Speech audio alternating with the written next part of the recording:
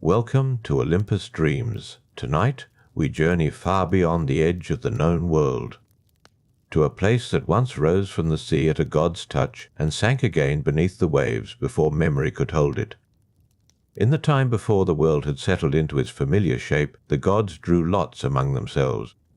They stood at the edge of all things and reached into the unknown. Each drew a portion of the earth. Each received a domain to hold and to govern. The sky went to one, the deep underworld to another, and the sea, vast and breathing and without visible limit, passed into the keeping of Poseidon. He was not displeased. Poseidon moved through the world he had been given, the way water moves through stone, slowly, certainly without urgency. He had no need for speed. The sea did not rush. It arrived in time at every shore. He passed beneath the surface of things on those first wandering days, when the divisions were new and the boundaries between one god's domain and another were still soft. The sea floor was his floor. The pressure of deep water was his air. He moved through it with the ease of a thought, trailing long disturbances in the silt, reading the ancient shape of the land that lay beneath his waves.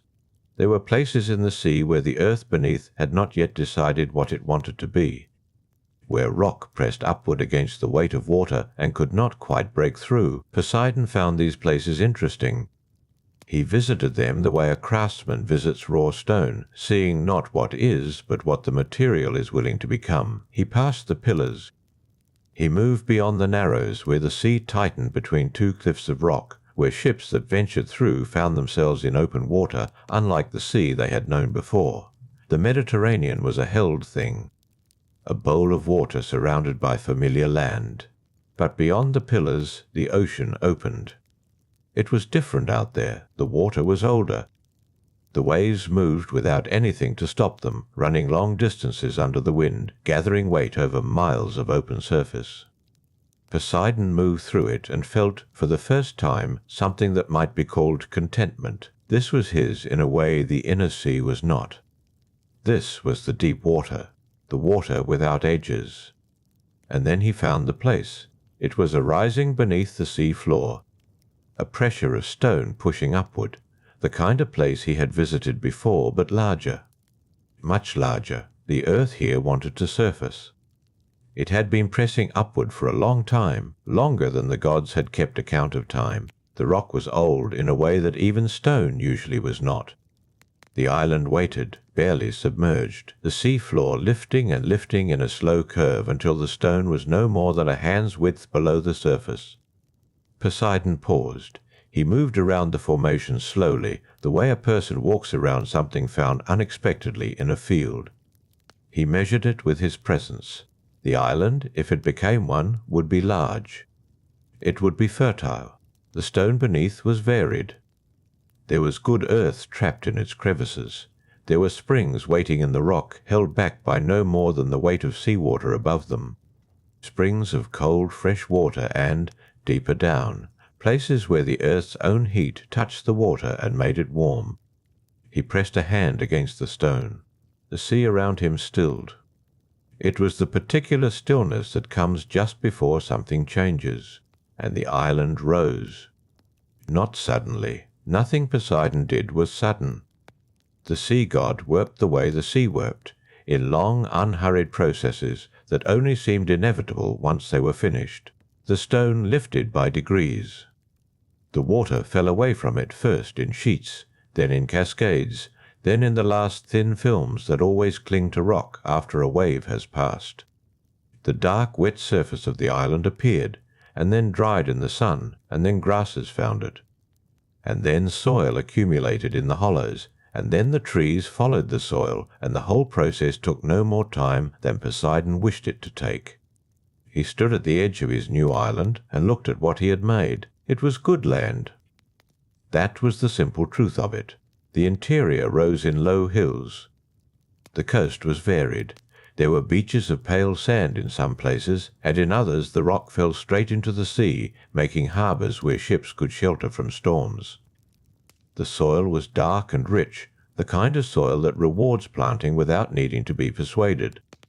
The fresh-water springs he had sensed in the rock now ran freely, cutting small channels through the green hills toward the coast, at the center of the island. One hill rose higher than the others. He looked at that hill for a long time. It was not the tallest point on the island. There were ridges along the eastern coast that climbed higher. But this central hill had a quality that those ridges did not.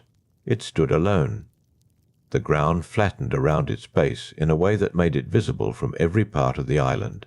It was the first thing the eye found when surveying the land from the sea. It was, without effort, the center, and on that hill, barely visible through the young trees that had already begun to claim the slope, there was a dwelling. Poseidon had not placed it there. The island, it seemed, had come to him with something already on it, or someone. The dwelling was simple, stone walls and a roof of woven branches. The kind of shelter made by hands that had learned to work with what the land offered rather than against it. He did not move closer. Not yet. He stood at the shore and let the waves move past his feet, and looked at the hill, and at the dwelling on the hill, and at the stillness around it. No smoke rose from the shelter. No sound came from it. The morning light lay across the slope in long golden bars, and the grasses on the hillside moved in a wind he had not called. Then, at the door of the shelter, a figure appeared. She stood in the light with the easy stillness of someone who did not yet know they were being watched. She looked out at the sea, the way people on islands always look out at the sea, not with longing, not with fear, but with the familiarity of those for whom the sea is simply the edge of the world. Poseidon looked at her. The water around his feet ran still. The island was his. He had raised it from the deep and given it light and soil and springs. He had made it, in the way gods make things, by recognizing what it wanted to become and allowing it to become that. But the woman on the hill was not made by him. She had come from the island itself, or from the first people of the island, the earth-born ones whose names even the gods did not always know.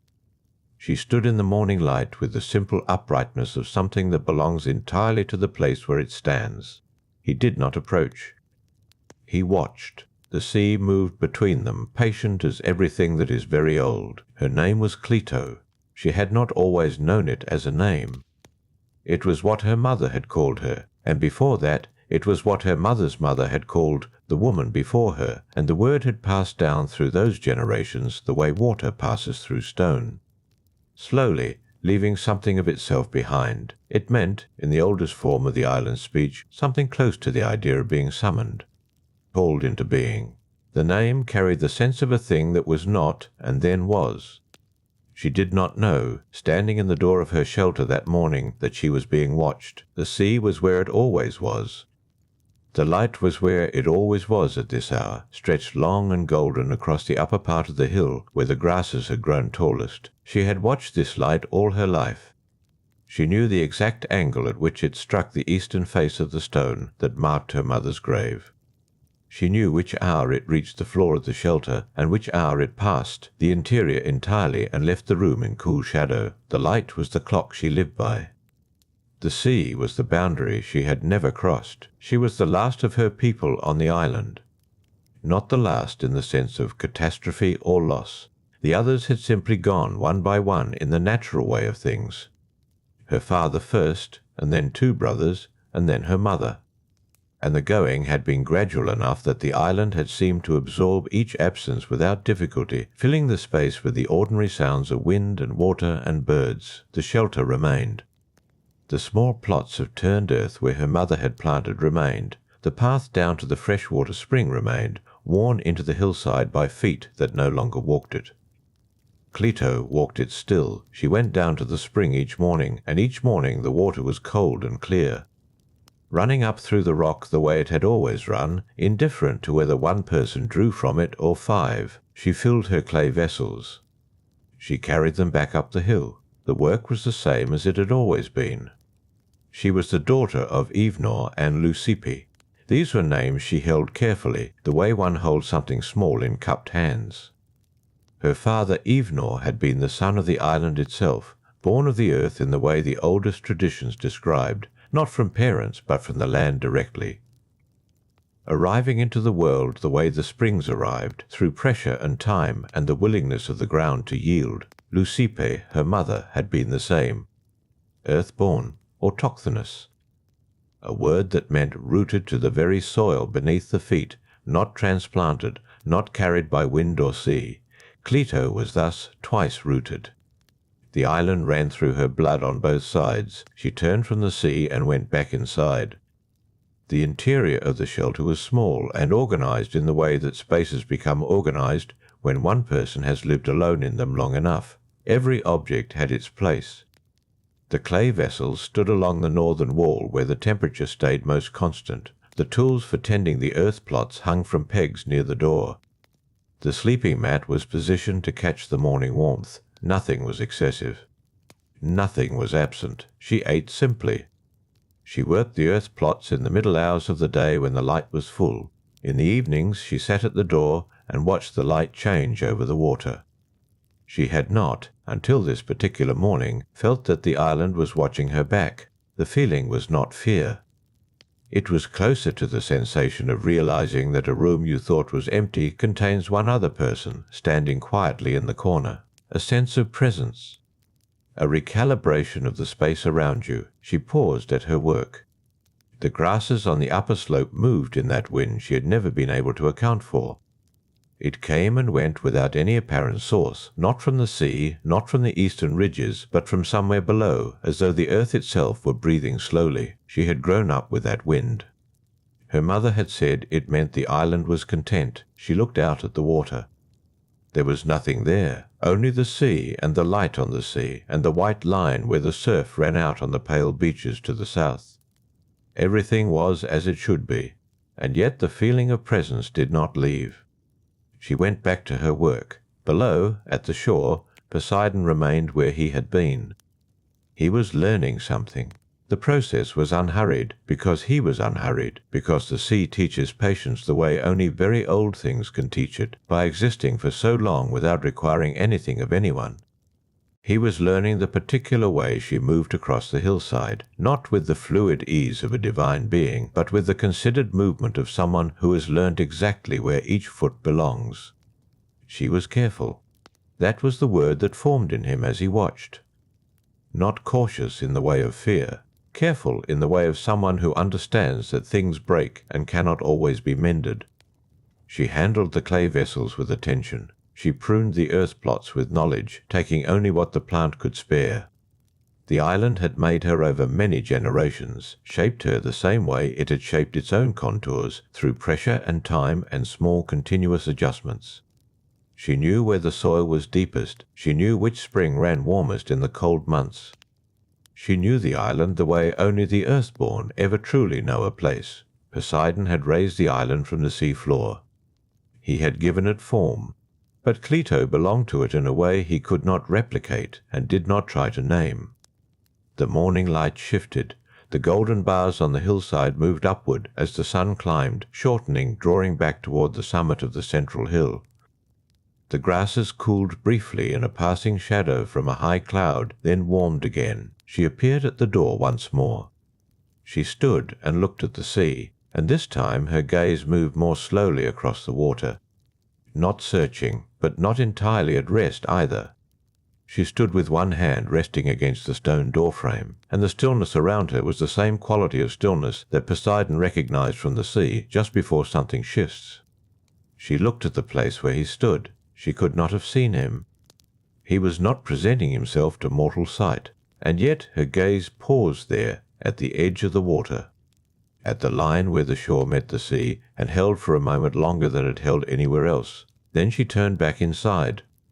He stood at the water's edge for a long time after. The waves continued their small work against the sand. The wind moved in the grasses on the hill. The island went about its ordinary morning, indifferent to the god at its shore, the way the island was indifferent to everything. It did not need to be observed to be itself. It did not need permission to be what it was. Neither did she. The thought settled in Poseidon the way sediment settles in still water. Slowly, without announcement. Coming to rest in the lowest place available and staying there, perfectly clear once it had stilled, he would come to her. Not yet, not today. He was not a god of haste. He would come in the way the tide comes, steadily over time, without urgency, arriving eventually at the farthest extent of the shore. But first he would understand what it was he was approaching. He turned and walked back into the sea. The water closed around him without a sound. Above, on the hill, the dwelling sat in the light. Inside, Cleito set her clay vessel down against the northern wall in its place where it always stood. The day continued in the way days did on the island. Cleito moved through her afternoon work with the same deliberate attention she gave to all things. The earth plots wanted tending. The lower terrace had dried unevenly in the morning heat, and she loosened the soil around the root crowns with a narrow tool her father had shaped from a piece of dark stone found near the eastern ridge. The stone was still good. It held an edge. She had never needed another. The work settled her. It always had. The repetition of it, the small negotiations between hand and soil, the reading of each plant for what it needed rather than what she wanted to give it. This was what she had been taught, and the teaching had come not through instruction alone, but through watching, her mother's hands in the same earth, her father's posture as he knelt beside a failing root and considered it with the patience of someone who understood that urgency rarely helped. She thought of them without grief now. The grief had taken its full time and departed. What remained was something quieter, a knowledge that they were in the earth she was working, in the most literal sense. The island held them. She held the island. The arrangement felt complete. She did not think again about the feeling of the morning, or rather, she did not allow herself to examine it. She set it aside the way she set aside the clay vessel, in its place, against the northern wall, available but not presently needed. Below her, the sea moved. It moved as it always moved in the afternoon, with a longer roll than morning, the swells coming in from the west at a lower angle. She knew the sea's rhythms without being drawn to them, the way she knew the behavior of wind around the eastern ridges. Knowledge held at a distance, useful and noted and not pursued. Poseidon came to her the following morning. He came without ceremony. He did not announce himself from the water. He did not reshape the shore or calm the waves in some obvious performance of arrival.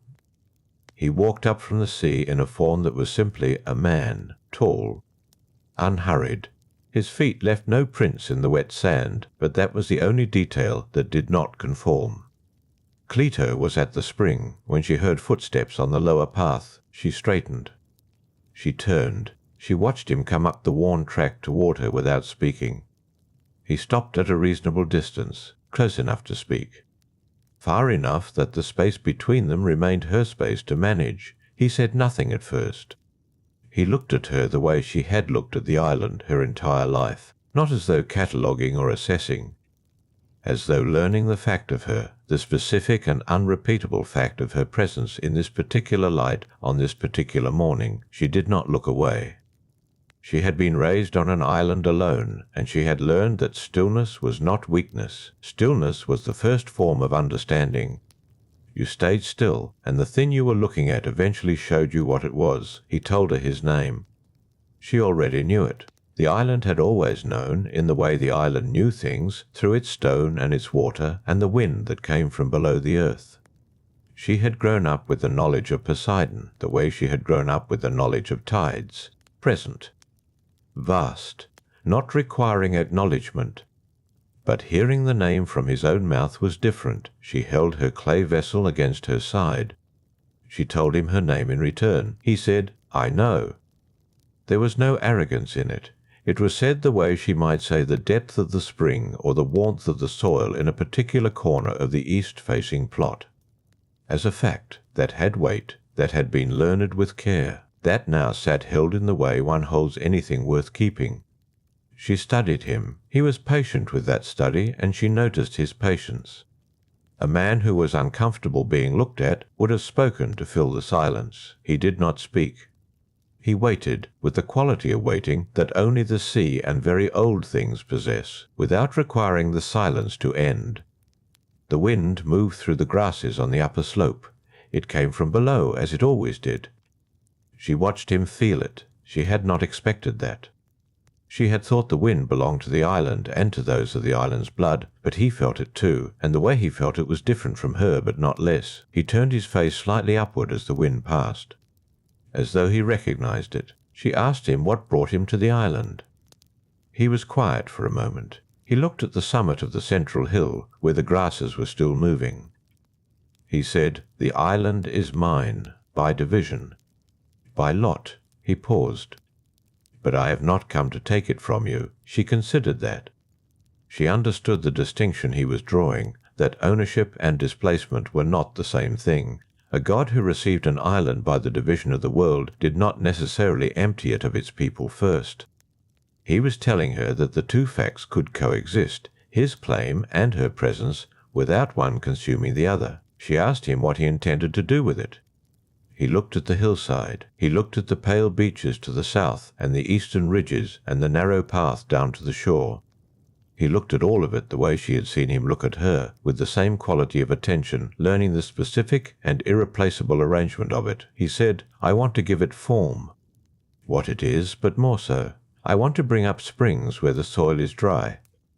I want to raise the ground in certain places so the water moves as it should. He paused. I want what is already here to be able to last. She was quiet. The word had weight. Lasting was not a mortal concept in the ordinary sense. Mortals lasted through their children, through the things they shaped and left. But when a god said lasting, he meant something the island had not yet encountered in its ordinary slow life. She looked at the spring before her, where the water came up cold and clear from somewhere deep in the rock. Her mother had said the spring was old, older than memory.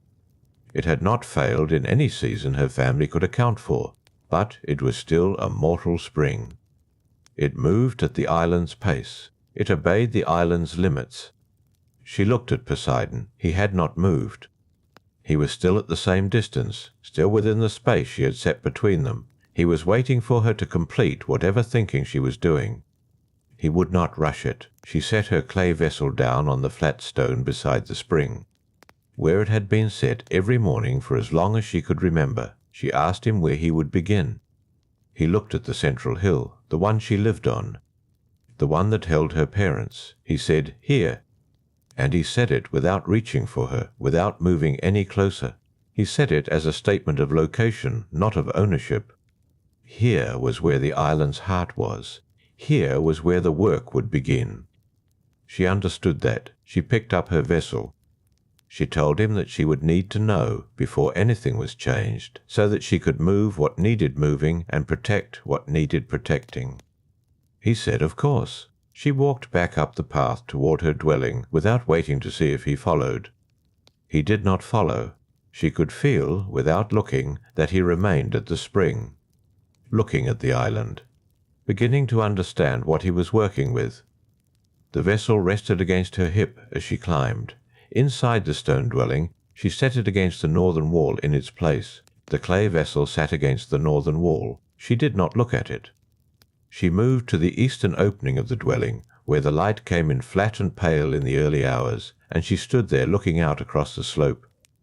Below, she could not see him from this angle. The path curved behind the lower terrace, and he was somewhere beyond it, still at the spring.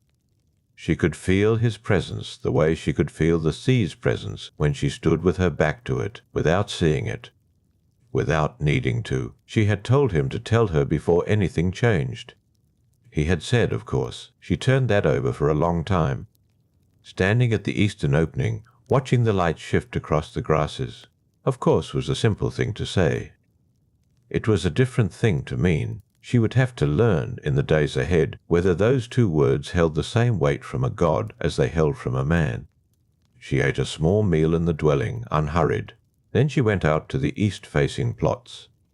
The soil there was still damp from the previous evening. She worked it with her father's dark stone tool, moving along the rows, feeling the earth give and resist in the places she knew well. The tool turned the soil cleanly. Her father had shaped it from a piece of ridgestone, and it had held its edge through more seasons than she could clearly count. She worked until the morning warmth settled fully over the eastern slope. She did not see Poseidon again that day, nor the next.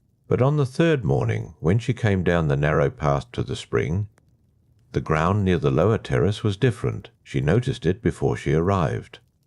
The path curved at a particular stone she had passed 10,000 times, and beyond it the grass was greener, thicker at the root. The colour of it was the colour of grass in the wet season, but the season was not wet. She stopped. She crouched and pressed her palm flat against the earth. It was warm. Not the warmth of morning sun, something below it. A warmth that came from underneath. She stood. She looked at the ground around her feet, and then at the ground along the base of the lower terrace, and she understood that a new spring was rising somewhere shallow beneath the surface, not yet broken through, still working its way up toward the light. She had not been told. She walked back up to the dwelling. She set the clay vessel inside the door. She waited. He came before midday. She heard him on the path, and she came out and waited at the edge of the flat stone before the entrance, where the grasses were short from her own years of passing. He stopped at the distance he always kept. She told him what she had found. He was quiet for a moment. Then he said, "I intended to tell you this morning." It moved faster than I expected. She studied his face. There was no evasion in it.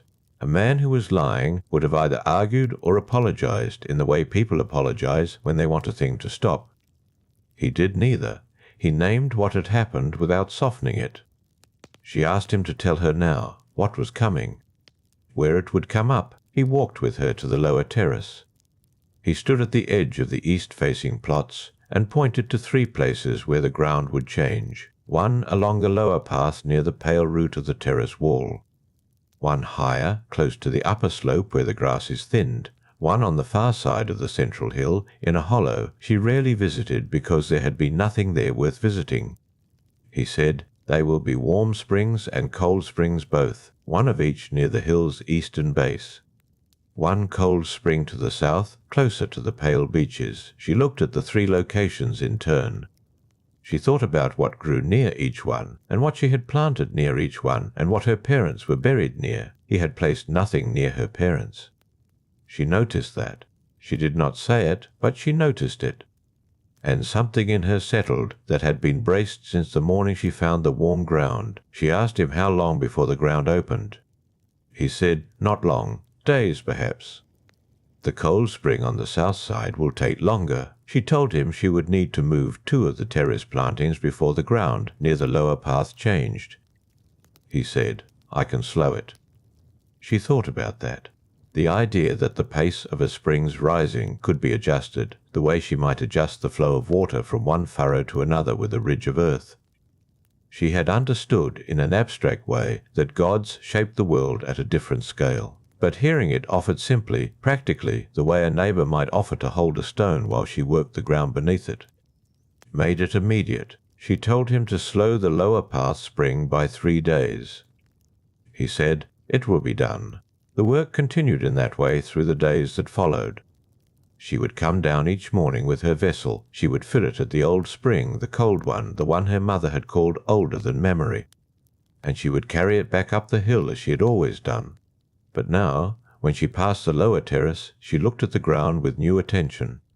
She watched the changes come as he had described them, the grass greening slowly at the root, the earth softening, then firming again in a different way, a more permanent way, above a vein of water that had not existed a month before.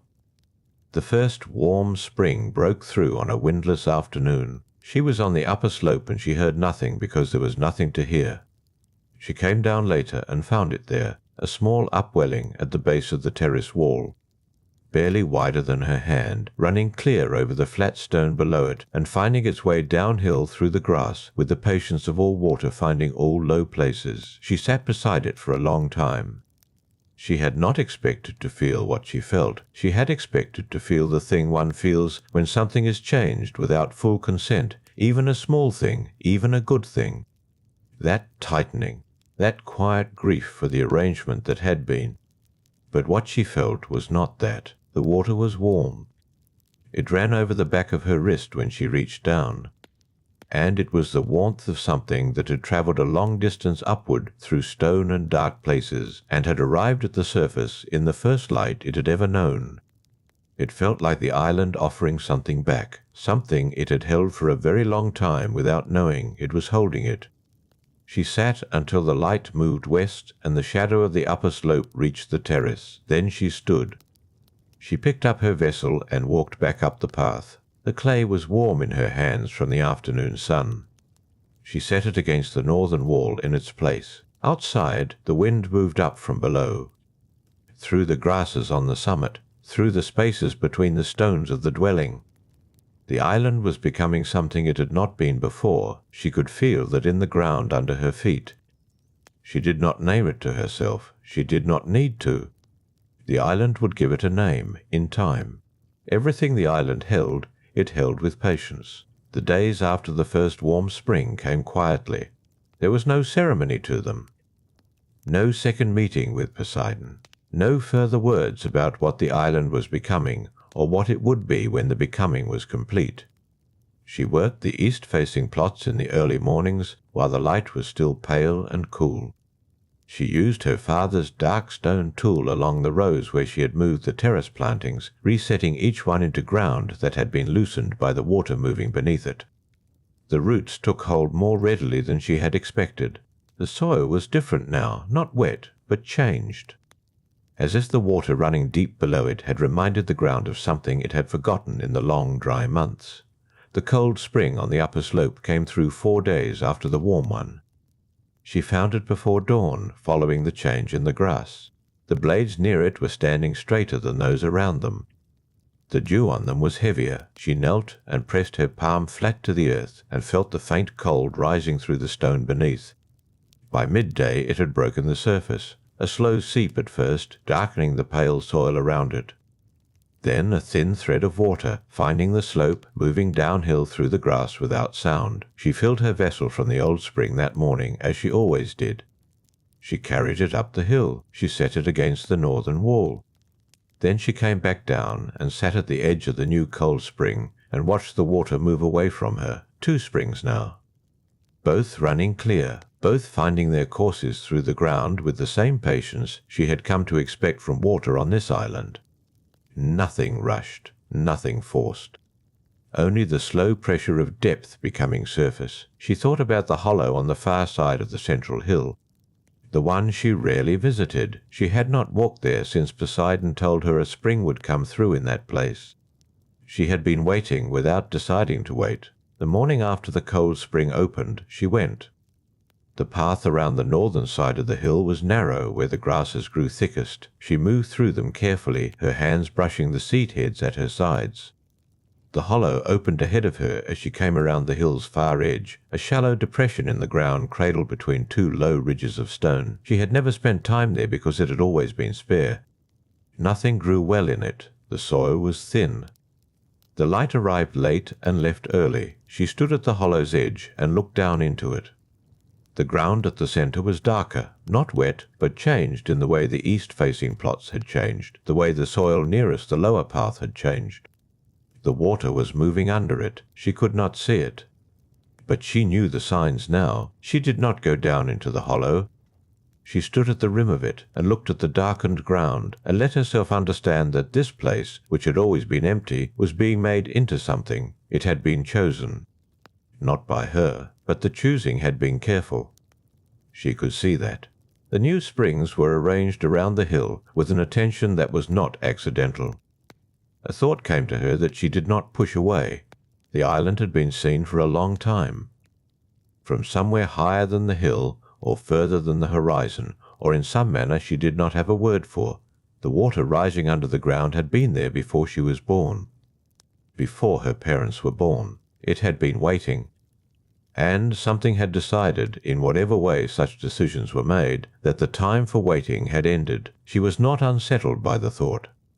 She stood in the dry wind at the hollow's rim and felt the weight of it without flinching. The island beyond her hill stretched away in every direction. To the east the lower terrace caught the morning sun. To the south the pale beaches held the colour of the sky just before it deepened to full blue. The ocean ran outward from every edge of the land, flat and enormous and indifferent to what she was thinking. She had lived her whole life on this island. She knew it the way she knew her own hands. But the island, she was beginning to understand, did not know itself only through her. It was known by other eyes, eyes with a longer view. She turned that understanding over slowly, the way she turned a stone before using it, checking for the edge, checking for the weight. The Pillars of Hercules lay far to the north and east, beyond the edge of any distance she could imagine. She had heard the name from a merchant who had come in a small boat 2 summers past and stayed 3 days before the wind changed. He had spoken of the great gap in the world's edge, the narrow place where the sea opened into something wider. He had said that beyond the pillars there was only ocean, and that the ocean beyond them had no name because no one had returned from it with a name to give. She had believed him. This island sat in waters that most people did not sail. She had understood that about her home without needing anyone to tell her. It was in the quality of the silence, in the way the wind came from no particular city. What she had not understood until these weeks was that the distance was not emptiness, that sitting at the far edge of the world's known portion was not the same as being unseen. The gods who divided the earth among themselves had not overlooked this place. One of them had taken it, had walked its hills and pressed his attention into its ground and decided it was worth holding. The ocean ran westward from the pale beaches to a horizon she could not reach with her eyes. Somewhere in that direction, or in some mythological direction that coincided with the west, the world ended at the pillars and began again as something larger than maps. Atlas stood at the edge of that somewhere. The first of Poseidon's sons, the one for whom the Western Ocean carried a name now, though she had not known that name until recently, until Poseidon had said it once in a tone that suggested he had said it 10,000 times before. The Atlantic. The Sea of Atlas. She had repeated it quietly to herself that evening. The Sea of Atlas. As if a son could inherit an ocean the way a farmer's son inherited stone walls and terraced rows. Perhaps that was not so different from anything else. What was inheritance but the extension of one person's attention into another person's hands? She came down from the hollow's rim before the sun reached its height. She walked back through the northern grasses and around to the eastern slope where the light fell warm on the terrace wall. The first warm spring was running at the base of the wall where it had always been running, in the weeks since it arrived. Clear water over flat stone, down through the grass in its small channel. She stopped and looked at it. At its width, barely wider than a hand, at the sound it made, which was almost no sound. The cold spring above it on the slope caught the light differently, the way cold water always caught light, faint. Clean, 2 new springs. One more coming in the hollow, one more to the south. 4 new veins of water rising through the island, 4 new places where the depth of the earth was offering something to the surface. She picked up her father's dark stone tool from where she had left it against the terrace wall and turned it in her fingers. The edge was still sharp. It was still the right weight. There was planting to finish on the upper slope before the afternoon shadow covered it. She went up. The upper slope caught the afternoon light well into the late hours of the day. She had known this since childhood. Her father had planted there for that reason, using every hour the sun gave before the shadow of the central hill climbed the terraced rows. She set the stone tool against the nearest planted edge and knelt to check the soil with her fingers. It was drier than it had been 3 days ago. The wind had been coming from the west more steadily now, carrying less moisture than the northern winds of the previous weeks. She pressed her palm flat and felt the depth of it. Dry at the surface, damp below. The seed she had pressed in yesterday was sitting well. She worked her way along the row without hurrying. The motion of planting was one she had learned through repetition until it no longer required thought. Her hands moved and the work happened, and her mind was free to settle where it wanted. It settled on the hollow. She had not gone to check it in 3 days. The ground there had been darkening at the hollow centre, that same slow staining she had watched in the weeks before the warm spring surfaced at the terrace wall. The same process. The same patience. The water below finding the line of least resistance, pressing upward degree by degree, the way all pressure eventually finds its surface. She was not anxious about it. She was interested. There was a difference, and she had always known the difference. Anxiety moved fast and asked for action. Interest moved slowly and asked only for attention. She finished the upper row as the shadow of the hill began its first small creep across the lower edge of the terrace. The cold spring on the slope was audible from where she worked, not loud. A faint movement of water over stone, the kind of sound that was easier to hear when she stopped moving. She stopped, listened. The cold spring had been running for 11 days now. In that time its sound had not changed. Same width, same depth, same soft continuity. Nothing in it rushed, nothing in it swelled. She had expected the warm spring to behave differently when it first arrived. Something warmer should have moved differently, she had thought. But it did not. The warm water came the same way. Measured, unhurried. She picked up the stone tool and went down to the terrace wall to set it in its place. The warm spring was running in its channel at the base of the wall. She crouched beside it without kneeling fully, watching the water catch the light. There was no urgency in it now. It had arrived, and it was here, and it had made itself at home. She had done that too. On this island. She had arrived in the way people arrive into lives, without choosing, without knowing anything in advance, and then she had made herself at home. Had pressed her attention into the soil and the slope and the view from the rim of the hollow and the quality of the evening light. She stood and looked westward from the eastern slope, which meant looking across the island and past the far shore at a portion of ocean she could only partly see. The sun had not yet dropped far. The sea in the west would still be bright. She could imagine the light on it without needing to walk to the southern beach and look. That afternoon she went to the hollow. The path around the north side of the central hill was one she had walked enough times in recent weeks that she no longer had to choose her footing consciously. The dry grass gave under her steps and sprang back. The wind came differently on this side of the hill. It had less of the warmth the eastern slope held. There was a slight northerly edge to it. She came around the low stone ridge and stood at the hollow's upper rim. The ground below had changed. The centre of the hollow, that small flattened space between the two ridges, was dark. Not the muted grey of dry earth, not the temporary dark after rain. The darkness was deeper and had a sheen to it, faint and wet, barely catching the low angle of the light. The third spring had surfaced. She went down carefully, stepping on the firmer ground at the ridge's edge. At the bottom she crouched over the centre of the hollow and looked at it closely, a pool no wider than both her palms together.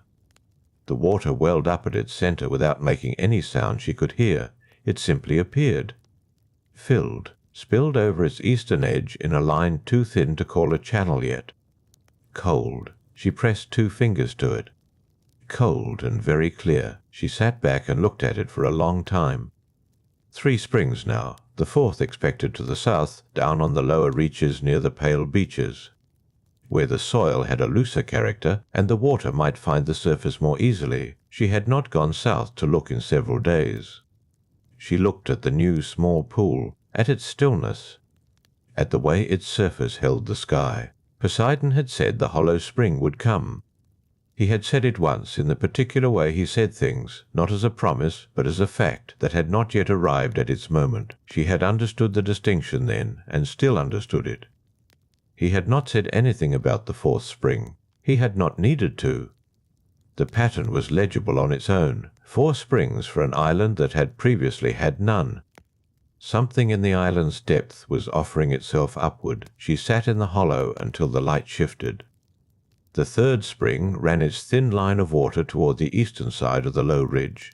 The soil there would darken over the next few days, and then the small channel would find its way down the hill, and then it would join the long slope that led eventually to the lower terrace and the eastern shore. 4 veins, 1 from the south, 3 already here, each quiet, each unhurried, each present in the same manner as the others. She pressed 1 palm flat on the ground beside the new pool. The earth here was cold all the way to the surface, no warmth in it. Just the slow fact of water doing what water did when enough of it gathered below, and the pressure grew gentle enough and patient enough, and the path upward was clear. She left the hollow the way she had come. The sun was lower now. The eastern sky had already started its first pale shift from blue toward the colour that came before sunset colours. She walked back through the northern grasses with the dry wind against her side. At the terrace wall she retrieved the stone tool and carried it inside with her. The hollow was no longer a place of expectation. It had become a place of fact, and facts, she had always found, required less attention than expectations. They were simply there. They stayed. They did not need to be watched. She set the stone tool down on the interior shelf where she kept it on nights when rain was possible. The edge caught the last of the coming-in light. Sharp still. Useful still. Outside, the western ocean would be settling toward its evening colour. Grey first, then the pale that preceded dark, then the flat deep blue that held no particular message and asked for nothing from the person looking at it. 4 springs. The fourth not yet arrived. She had not gone south to check the soil there. She would go in the morning, early, when the eastern light was still pale and the beach grasses held their dew. She would look for the darkening. The night came in the way it did on this island, not all at once, but in layers. The sky overhead held its colour a little longer than the horizon did. The eastern edge went dark first. Then the colour drained westward like water finding a slope. She did not go back outside. The interior of the shelter held the warmth of the afternoon in its stone walls. Not much warmth. Enough. The dry wind that had come from the north and west all day had eased with the dropping of the sun. She could hear it still, but more quietly now, moving along the upper grass without urgency. She did not light anything. The last of the evening light came through the single opening in the eastern wall and was sufficient for the moment. She sat on the stone ledge built into the interior's northern face and let the light diminish around her. This was the hour when the island felt most itself. Not the hour of activity or examination. The hour when what had been done in the day settled into what it was without need for further interpretation. 3 springs, the fourth not yet come. She did not dwell on the number. It was simply the state of the island at this moment in its becoming. She thought instead about what Poseidon had not said. He had said the hollow spring would come. He had been precise about the hollow, about the particular quality of the soil between the 2 low ridges, about the way the water below moved through material that would eventually yield. He had spoken about the island's interior as someone who had arranged it that way and knew what he had arranged, but he had said nothing about the fourth. She had taken this, at the time, as the natural limit of what he chose to offer. He spoke in facts. He offered them sparsely. She had not pressed him, and she did not press the absence now. What she returned to, in the quiet of the interior, was a different matter. Not the springs themselves, the laws he had given the first people of the island. Not this island, the other one. The one he had made into something extraordinary from a beginning not unlike this. A hill. A mortal woman. A god's slow and deliberate labour over an unclaimed piece of the world. She had heard the account in pieces. She held it together in her own way. The 10 sons of Poseidon and Cleito had been given the island in 10 portions. Atlas had received the central portion, the mountain at the island's heart. The land immediately surrounding the rings of water that Poseidon had dug to encircle Cleito's hill. The others had received the outer portions, each rich in its own way, each distinct from the others. What she remembered most clearly from what she had been told was this: for a long time the sons had governed well. For generations beyond what she could easily count, the line of Atlas and his brothers had held to the laws that Poseidon had inscribed on the column of orichalcum. Those laws had been read aloud at the gathering held every 5th year and every 6th, alternating to honour both the even and odd numbers in the divine reckoning. The kings of Atlantis had come to the temple. They had stood before the pillar. They had recited what was written on it. And then they had honoured what they recited. That was the part that mattered. The recitation alone was nothing. What gave it weight was the living of it afterward. Plato had called this the age of virtue. She did not know Plato, but the concept arrived intact regardless of its origin, carried in the way things were carried from one person to the next across long stretches of time and sea. The Atlanteans of those early generations possessed a quality she found difficult to name precisely, but could approximate. They understood the proportion between what they were and what the island was. The island was large and generous, and made of things that had no counterpart anywhere in the known world: orichalcum in the cliffs, springs of warm water, and cold rising from the same deep source, timber and stone and fruit and grain in quantities that exceeded any reasonable need. The island produced these things not because it had been worked into producing them, but because it was made that way. Poseidon had made it that way, and the early Atlanteans carried enough of him in their blood to know what that meant, to receive abundance from a divine source and not mistake it for something you had earned yourself, to govern others without confusing authority for personal ownership, to hold the laws of Poseidon not as a burden but as a structure that made their own lives possible. These were not simple things. She understood this. The island she sat in the dark of now was not abundant. 3 springs and 1 expected. A single terrace of planted seeds, stone and dry grass and the wind. No orichalcum, no rings of water. No temple at the summit of the central hill, but the governing principle was familiar to her from what she had been told. The island did not belong to her. She lived on it. She worked on it. She observed what it was doing with careful attention. She did not confuse her presence with ownership. Poseidon had told Cleito what the island would become. He had told her, this woman sitting now in the dark of a much smaller place, what the springs would do. He spoke to the people he brought to the earth he had shaped, and he spoke in facts, not promises, and the distinction mattered because facts required no loyalty in return. They simply were. The first generations of Atlantis had understood this. The sons of Poseidon and Cleito had distributed the island's 10 portions, and agreed among themselves on laws that no single king could override alone. If a king raised his hand against any of his brothers, it required the vote of 6 to condemn him. If the vote fell short, he went free. This was not weakness in the law. This was the law functioning as it was meant to, holding the balance, forcing deliberation, making individual power accountable to the whole. Atlas had been the greatest of the 10. His portion was the largest. His name was on the ocean and the island both. But Atlas had also known that his greatness could not rest on size alone. The first king of Atlantis was recorded, in what she had heard, as a man who spent more time at the orichalcum pillar than any of his brothers, not because he doubted the laws, because reading them aloud year after year was itself a practice that kept them real. She did not know how many generations this had lasted. She knew it had lasted long enough to become a story worth telling, long enough that later, when the virtue thinned, people could name the age when it had not yet thinned and say, this is what was lost. Outside, the wind moved through the northern grass with the low sound it made when the night had fully arrived. No warmth in it now. The island's heat was stored in the stone of the shelter, and would hold until morning. She had gone south several days ago and not found the darkening. She would look again at first light. The 4th spring would surface when the pressure below found the easiest way through the loose pale soil near the beach.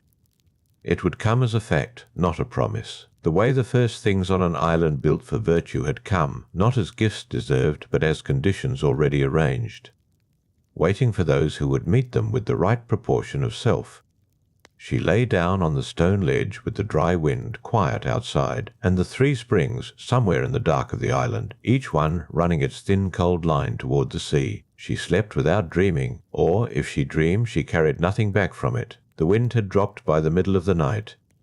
The stone shelter held its warmth in the way old stone did, slowly releasing what the sun had given it, degree by degree, until the hours before dawn when the cold finally came through. She pulled the rough cloth higher and lay still. The island was quiet around her. The 3 springs made no sound she could hear from this distance. The grass had stopped moving. The eastern sky, when she turned briefly toward the opening in the wall, showed nothing yet, only darkness and the faint suggestion of stars above the horizon.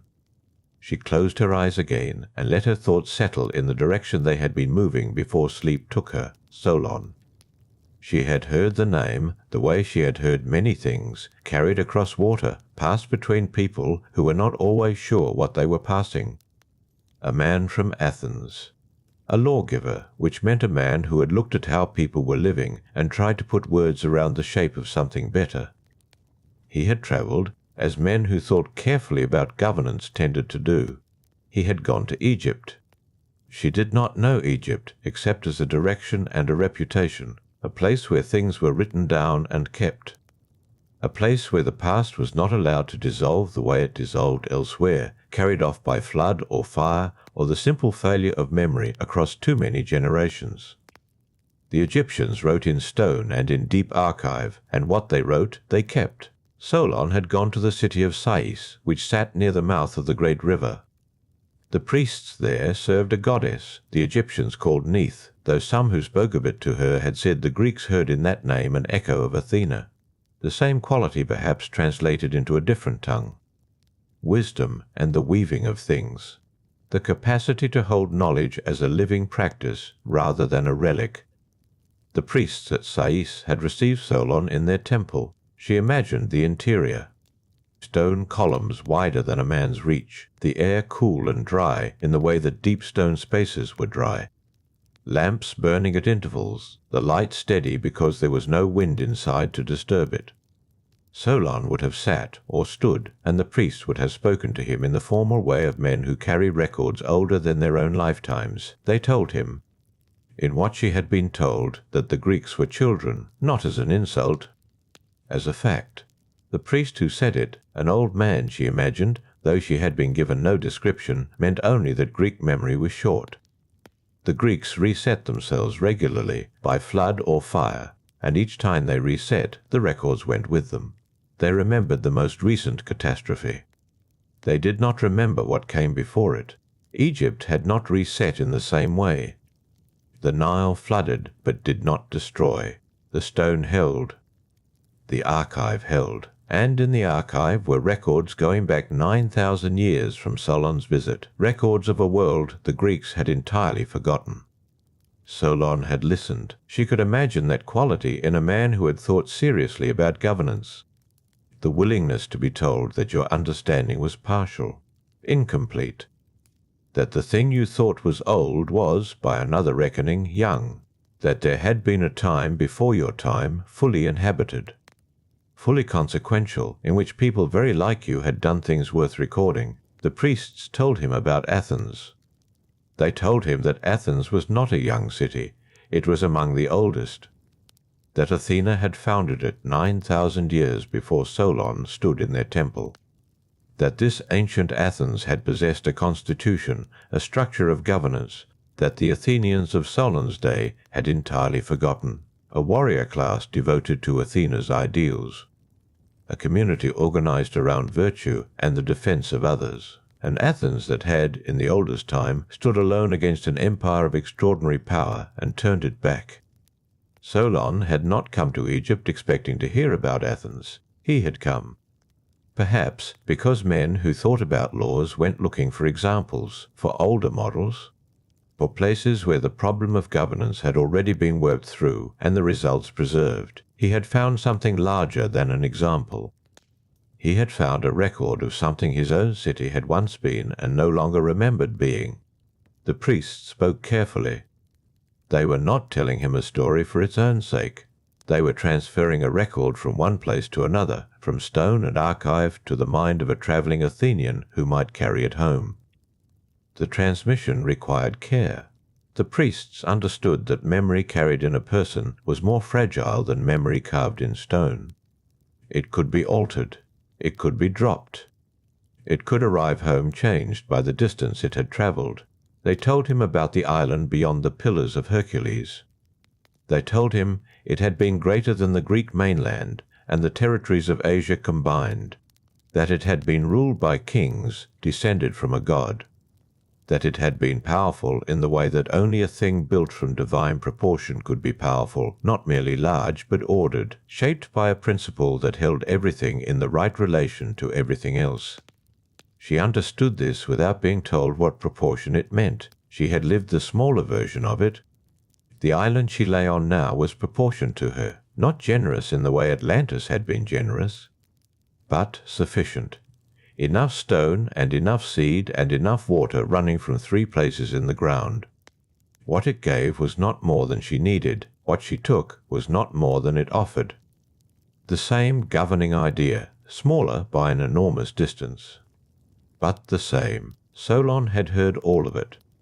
The great island, the 10 kings, the rings of water and the orichalcum pillar, the virtue of the early generations and the slow dissolution of that virtue over time, war with ancient Athens, the council of the gods, the sinking. He had carried it home across the Mediterranean in his mind, and then he had tried to write it down. What he wrote had not been finished. The account arrived incomplete at the hands of a philosopher named Cleito, who then set it down in 2 dialogues and let the second one end in the middle of a sentence, or near enough to the middle that the absence was felt. Whether the incompleteness was intentional or accidental was a question no one she had heard from could answer. But the story had arrived.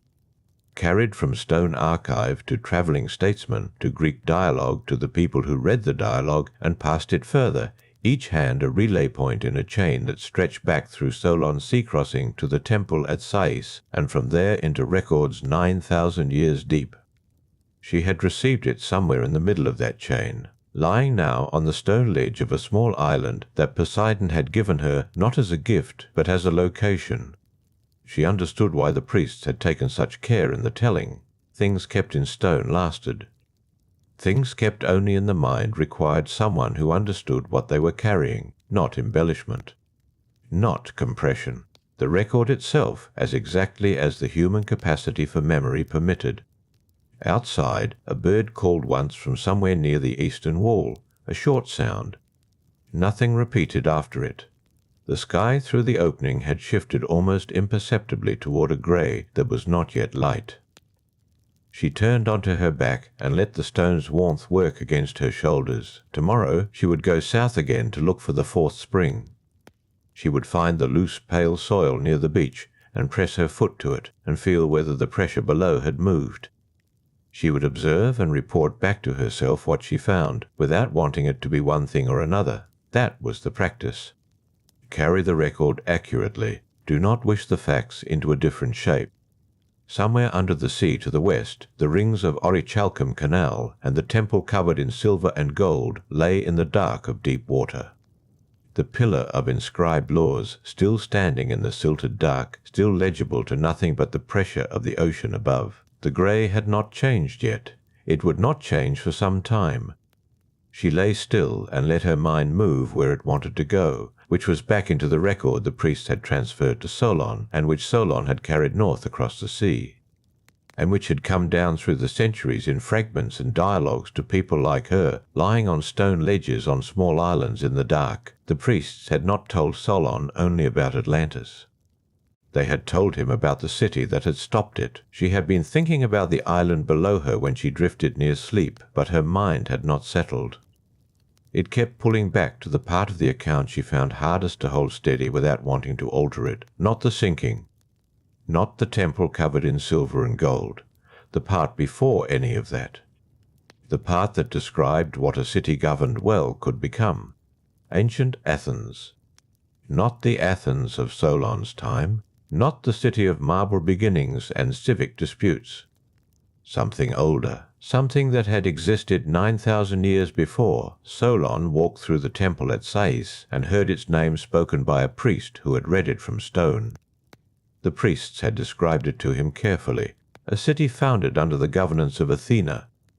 Not Athena as a symbol, but Athena as the governing principle made visible in human arrangement. The city had been organized around a class of warrior priests who served both functions without contradiction. They were trained in warfare as a discipline. They were trained in wisdom as its equal. The two were not in tension. They were the same thing, practiced with different instruments. She could feel the warmth still in the stone beneath her, though it was less than it had been at midnight. The shelter held what the day put into it for a certain number of hours.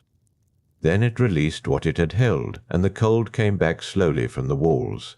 The old Athens, as the priest described it, had been built on an acropolis not unlike the later one. But the older city extended further. It had a lower section for craftspeople and farmers, a middle section for the general population. The highest ground belonged to the warrior priests, who lived with deliberate simplicity. They held no private wealth. They did not accumulate. What they needed for their practice was given to them. What they did not need for their practice they did not seek. Athena had established this arrangement. That was what the Egyptian record said. The goddess had founded the city as an expression of her nature, which was intelligence ordered toward the benefit of others, not intelligence for its own advancement, not wisdom held privately, intelligence made structural, built into the way the city arranged its people and resources and responsibilities. Solon had listened to all of this and understood that he was hearing about something his city had been and was no longer. She turned her head slightly toward the eastern opening. The grey there was still the same grey. No warmer, no lighter. The birds that had called earlier had gone quiet, and only the one near the eastern wall had spoken since, once briefly. The warrior priests of ancient Athens had been trained in exactly the skills that their purpose required. They knew how to fight. They knew how to plan. They knew how to hold a defensive line against a force larger than their own. These were not theoretical capacities. The Egyptian priests said that the old Athenians had exercised them against the largest force the world had yet seen. Atlantis at the height of its expansion. The 10 kings, heirs of Atlas, heirs of Poseidon, had directed their fleets and armies east through the Pillars of Hercules and across the waters of the inner sea. Their ambition at that point was not yet checked. The peoples of Western Europe and Northern Africa had been brought under Atlantean control, or had yielded without extended resistance. The empire moved east because east was where the remaining resistance lay. Only Athens had refused. The priests described this clearly. Other peoples had agreed to terms. Other cities had calculated their strength against the weight of the Atlantean force and had found their strength insufficient. Not Athens. Athens had not added up the comparison and found different numbers. Athens had not calculated. The warrior class devoted to Athena had met the question with the only answer their governance prepared them to give. They held the line. She felt her breath slow and settle. The rough cloth over her was enough, not warm, but sufficient. The same governing idea her island lived by, not more than was needed, not less than was required. Ancient Athens, at the height of its oldest and greatest age, had been exactly that. Sufficient, not large, not wealthy in the way Atlantis was wealthy, not golden and orichalcum clad, built of simpler materials proportioned to its actual purpose, organized around the question of what was needed rather than what could be accumulated. Against Atlantis it had been enough, more than enough. The warrior class had pushed the Atlantean forces back, not through surprise, not through a single decisive maneuver, through the sustained application of what they had been trained for, which was the defense of others as a way of life. The Egyptian record, as Solon received it, said that the old Athenians had stood alone at the end, that other peoples who had initially joined them had withdrawn or been overwhelmed, that Athens had continued the resistance without allies and had prevailed. The priests at Sais kept this record because it demonstrated something about how well-ordered governance produced cities capable of what poorly ordered governance could not imagine. Athens of the ancient time had been built to produce exactly this capacity. The victory was not a surprise to the priests. It was the expected outcome of a founding principle properly maintained over generations. She looked at the ceiling of the shelter, which was invisible in the dark but present above her as a weight of stone she knew by feel. Solon had come looking for models of good governance. He had found one in a record of his own city's former self, a city that had once been organized around the clearest expression of its patron goddess's nature, and had expressed that nature in the most serious test the ancient world had devised. The light through the eastern opening had not changed, but she knew from the stillness and from something in the quality of the dark that the night was turning, not yet dawn. not yet the pale thinning that came before the first birds, but turning somewhere in the hours before any of that. The way the sea turned at the slack of the tide, without showing any visible change on the surface, she closed her eyes again.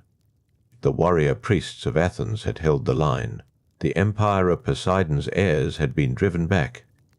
And then, not long after, not long in the scale of 9,000-year records, the gods had taken note of what had grown in Atlantis, and Zeus had gathered his council, and the island had been given its answer. But before any of that, before the dissolution, before the corruption ran all the way through the divine bloodline of Atlas's heirs, before the war even, there had been what the priests had described and what Solon had carried north in his mind, and what she held now in hers, two cities at the height of what they had been built to be. One gilded and magnificent, and reaching across the ocean with the confidence of generations of divine blood. One simple and sufficient and organized around the single practice of defending others as a form of devotion. Both, for a time, exactly what they had set out to be. The stone held its remaining warmth against her shoulders. Outside the eastern wall nothing moved. The grass lay still. The three springs ran where they ran, quiet in the dark, giving what the island had to give. She pressed her hand flat against the ledge beneath her and felt the faint texture of the stone. Old. Cut by someone whose name the record had not preserved. Present in the dark, under her hand, exactly as it was. The texture of the stone under her palm was not smooth. Someone had worked it with a tool that left fine parallel marks close together, the way a careful hand moves when the goal is evenness rather than speed. She traced one of the marks with her fingertip, stopped. Let her hand rest. She had been thinking about the war. She had been thinking about Athens and what Athens had held against. But before that war the priests had said there had been something else. A long time of something else. Generations of it. The priests had not given it as much space in their account as they might have, because what interested them was the founding and the ending, the virtue that had been built and the corruption that had replaced it. But she had pressed, in her mind, against the edges of what they had described, against the gap between those two things, because something had happened in that gap, not a single event, not a reversal that could be pointed to on a particular day, something slower, something that had moved the way water moves through stone, which is to say, imperceptibly, and then all at once. The priests had said only that the divine nature had thinned. That was the way they had put it. The divine nature had thinned in the Atlantean bloodline over generations, and as it thinned, the human nature had grown more prominent. And what was prominent in human nature, uncorrected by divine proportion, was the capacity for want, not need. Want. The distinction mattered to the priests. It had mattered to Solon, who had written it down carefully in the account he carried back to Greece. And lying on the ledge in the dark of the shelter, with the stone cool under her shoulders now, and the three springs running their quiet course outside, she turned the distinction over. Need was what the island operated by. What it produced she had used. What it could not produce she had brought with her. The ledge under her was sufficient for sleep. The springs outside were sufficient for water. The grass on the hillside was sparse but present. Nothing here exceeded itself. Want was different. Want had no natural ceiling. It did not stop when the body was satisfied or the store was full. It continued past the point of sufficiency and reached toward something that kept receding, so that the reaching itself became the condition, and what had once been enough was not enough anymore. The priests had described this clearly, and she had recognized it as a description of a process rather than a judgment. The Atlantean kings had not decided to become corrupted. The corruption had come to them through their own wealth, the way the warmth in the stone walls around her had come in through the day and would slowly leave by morning. A property of the thing itself, moving according to its nature. In the early generations there had been enough divine blood that the proportion held. Atlas and his brothers had been sons of Poseidon, born of Cleito, carrying in them something that was not merely human. That something had steadied them. It had made the laws of Poseidon feel natural to keep, had made the sacred pillar of orichalcum at the center of the temple a genuine point of orientation rather than a monument to the past. She thought about that pillar. The priests at Sais had described it in detail. Solon had carefully preserved. Tall, set at the heart of Poseidon's temple, where the rings of canal and land all converged. Inscribed with the original laws that Poseidon himself had set down for his heirs to govern by. The orichalcum had caught the light in a way no other metal could, something between fire and water in its quality, and in the early years the pillar had been used as it was intended. The kings had gathered around it. Read the laws inscribed there, and judge their own conduct against the standard the laws described. They had held themselves to account. That was what the priests had said. In the early generations, the kings had willingly held themselves to account, and this had been the structural fact that made the rest of the city possible. But the divine blood had thinned, slowly, over many generations.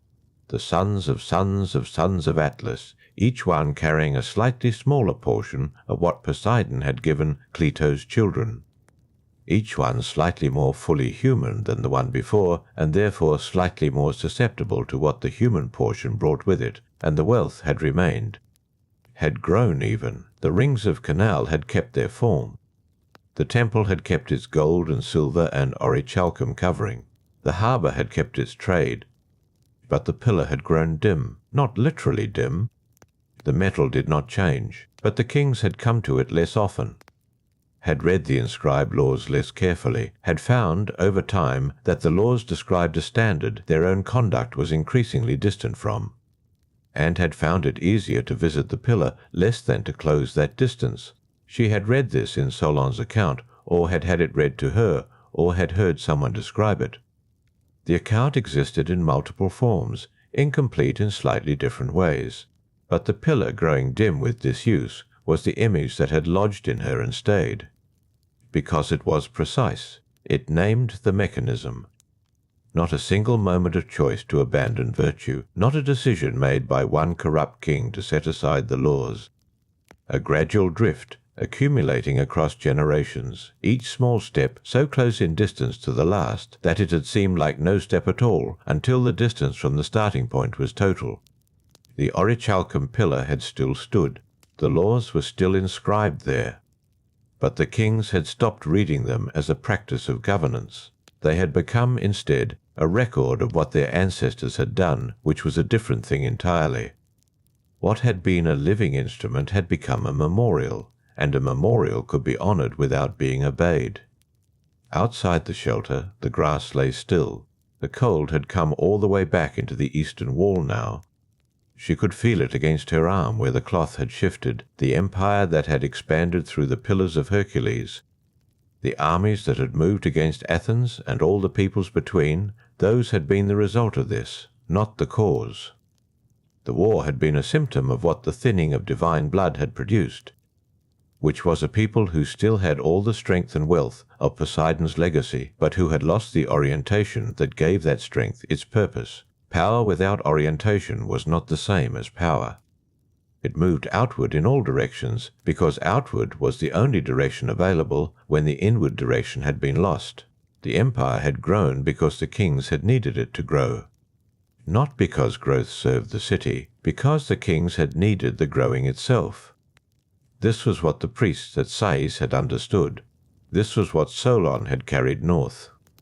The founding laws still inscribed on the pillar of orichalcum had not asked for empire. They had asked for governance, for justice administered within the rings of land and sea, for the 10 kings to meet and hold themselves accountable to the standard Poseidon had set.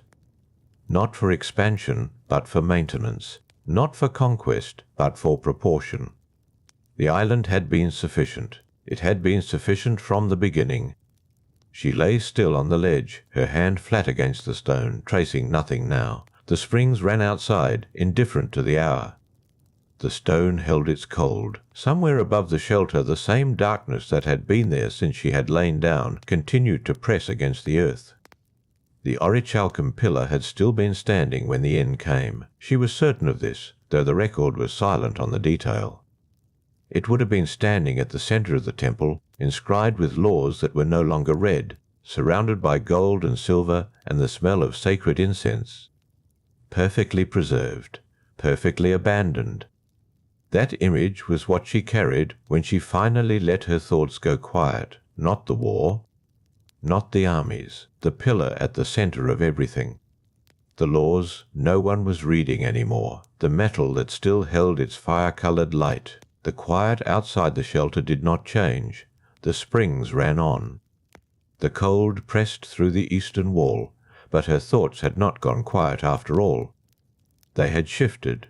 The pillar was still there, in the way that lodged images stay, not demanding attention, but present at the edge of everything else. And from that edge, slowly, the rest of what she knew began to arrange itself, the later chapters. The ones that came after the drift. She knew the empire had been vast. This was one of the things the account made clear, even in its most fragmentary versions. The sons of Atlas and their sons and the generations that followed, they had not simply ruled the island. They had moved outward, first across the sea that surrounded the island, and then beyond. Through the Pillars of Hercules and into the wider waters of the inner sea, touching the coasts of Africa and the edges of Europe with the long reach of Atlantean fleets. The harbours had made this possible. That was one part of it.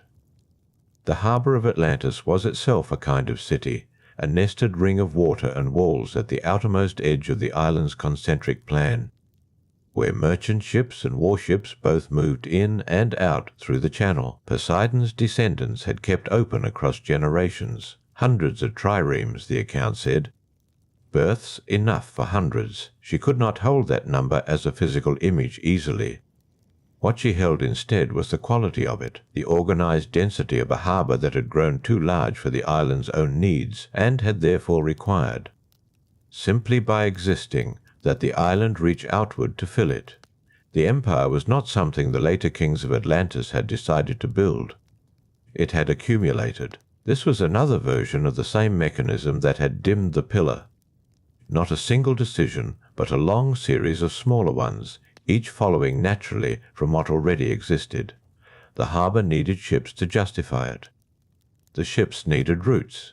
The routes needed ports beyond the island. The ports required agreements with the peoples who lived near them. The agreements required enforcement. The enforcement required presence. The presence became, over time, occupation. And occupation was not the same as governance. Governance meant the laws. The laws Poseidon had set, and that Atlas had administered, and that the early kings had read aloud to one another at the orichalcum pillar by torchlight in the warm center of the temple. Governance meant proportion. It meant that the strength of the island served the island, that the harbour served the city, that the canals served the land. Occupation meant that the city served the empire instead, that the harbour now served routes that had nothing to do with what the island needed, that the strength of Poseidon's legacy had been turned outward so completely that the inward direction had become nearly invisible. Africa first, then Europe. The account named these directions. The Atlantean fleets had moved south and east along the African coast, establishing the conditions of an empire, not settled communities with their own laws and their own relations to the land, but territories held at a distance, administered by Atlantean representatives, producing wealth that flowed back through the harbour to the island, and then, increasingly, back outward to the kings themselves. She turned this over slowly in her mind. Not urgently. The cold in the eastern wall was steady now. The stone against her back held its particular temperature, neither sharp nor soft. Europe had come later. The coastlines accessible through the Pillars of Hercules, the peoples living there who had their own arrangements with the land, their own cities, their own understanding of governance. The Atlantean presence among them had been something different from what it had been among less organized peoples. It had encountered resistance. This was where the account began to move toward war. Not to the war itself, that was still ahead, still housed in the later part of the record, but the conditions for it. The Atlantean Empire pressing inward through the Pillars, moving east along the northern coast of the inner sea, touching communities that had alliances of their own and were unwilling to dissolve them, the resistance becoming organized. The Atlantean kings, who by this generation were very far from the divine standard inscribed on the orichalcum pillar, responding to organized resistance the way that power without orientation responds, by escalating, by bringing more ships, more soldiers, more enforcement. The account was not detailed on the logistics of it. It was detailed on the moral structure of it. The priests at Sais had preserved the event not as a military history, but as a theological one. What mattered to them, and therefore what they had told Solon, and what Solon had carried back, was not the number of ships or the names of the commanders. It was the condition of the people who sent them. The Atlanteans who moved against the peoples of Europe and Africa were not the sons of Poseidon governing a divine inheritance. They were men with great power and no governing principle. That was the theological fact the priests had maintained. She thought about the peoples of the European coast who had received the Atlantean fleets. Those peoples had not asked for an empire to arrive from beyond the Pillars of Hercules. They had simply been there, on the land they knew, when the ships appeared. The account did not dwell on them. They appeared in it as context, as the territory against which the Atlantean expansion moved. But they had been present. They had had their own cities and their own understanding of how to live, and the arrival of Atlantean authority had asked them to abandon or subordinate that understanding. Most had accommodated. The account said this plainly. Most of the peoples between the Pillars and the eastern edge of the Atlantean reach had come under the Empire's control, by agreement or by force. The difference between those two things having narrowed considerably under the pressure of Atlantean fleets, but not all. Athens had not.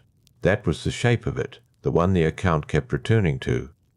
The peoples of Libya as far as Egypt, the peoples of Europe as far as Tyrrhenia, these had all come under Atlantean dominion. And then the expansion had continued eastward, further into the inner sea, toward the populations of the Greek lands and beyond, and it had met something different. She lay still.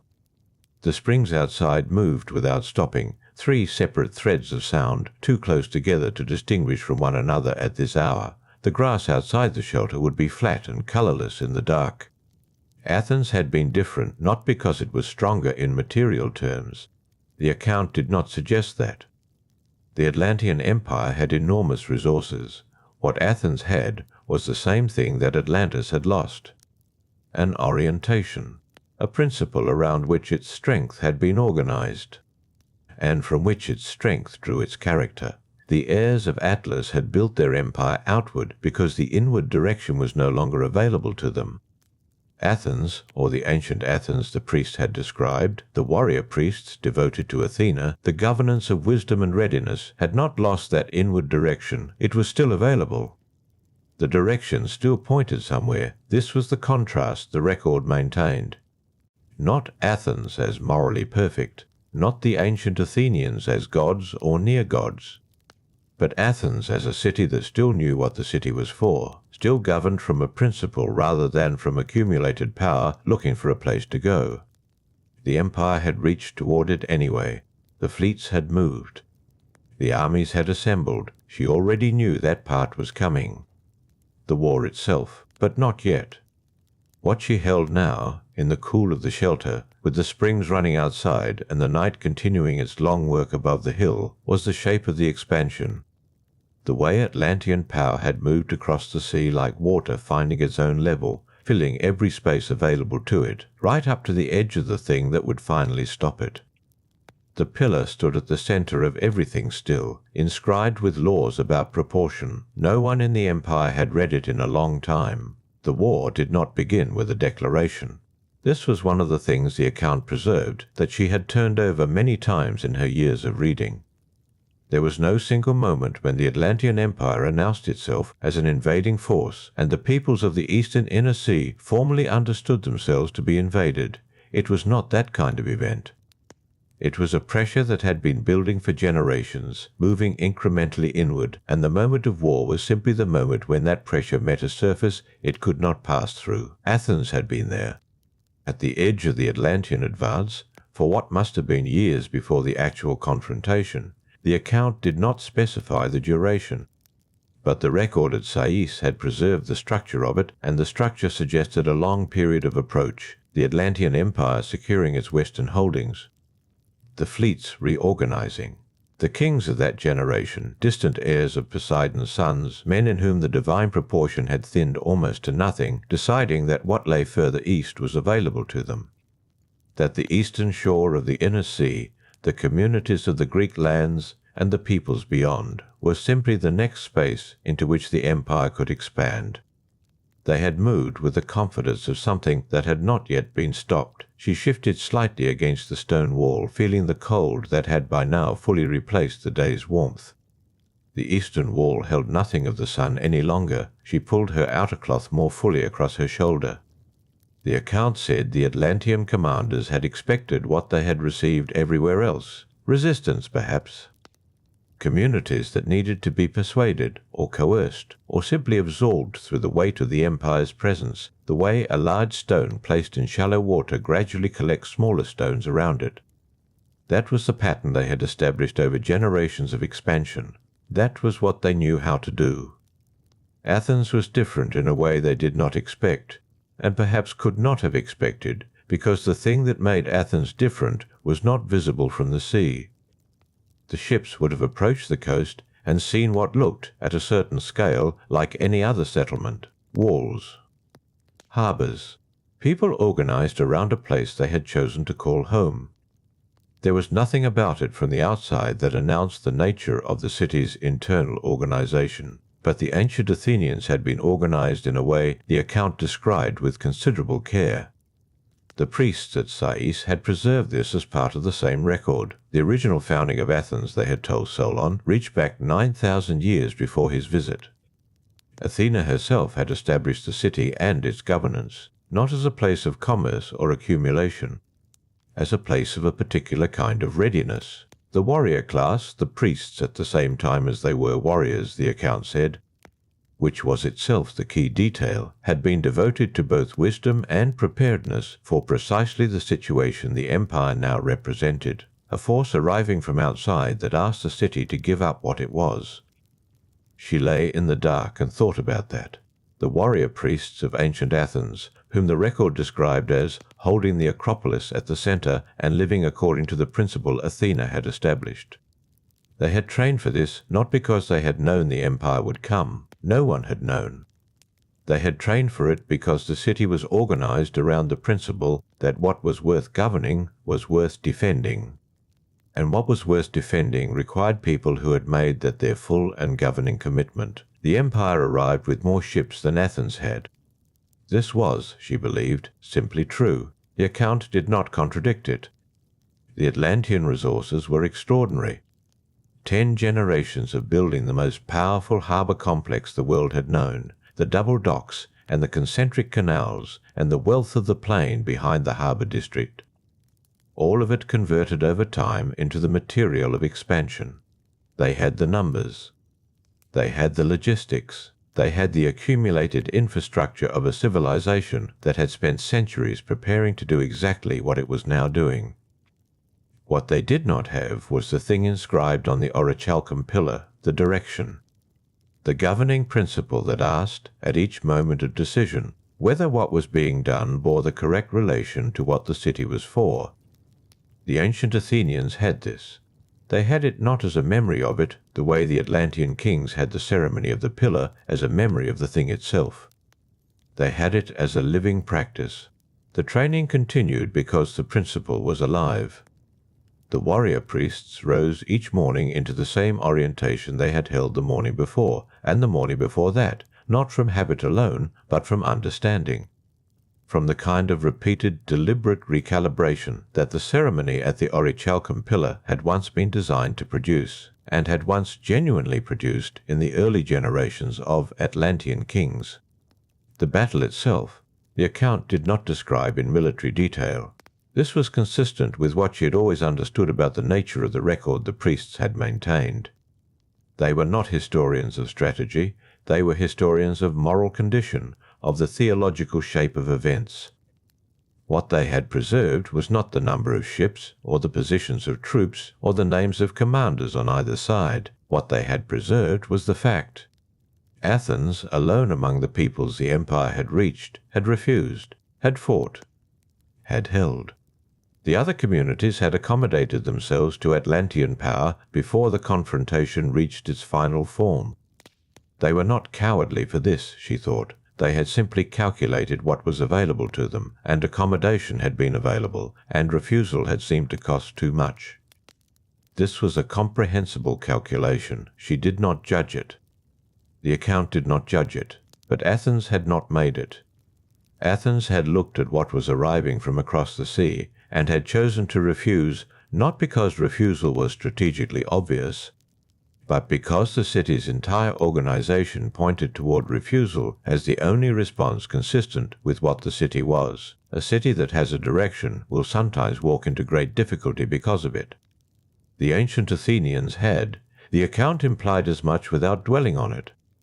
The difficulty of the confrontation, the scale of what they had stood against. The springs outside ran on, 3 threads of cold water on the mossy ledge, meeting somewhere below where she could hear them.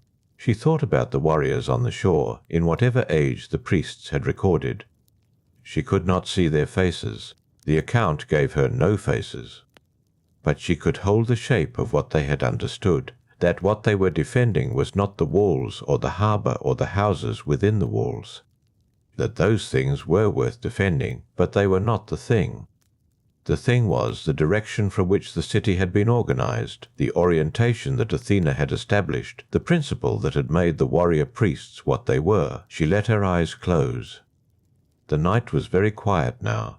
The springs were the only sound, steady and unhurried. The war would resolve in the next part of the account. The outcome was already known to her, as it had been known from her earliest reading of it.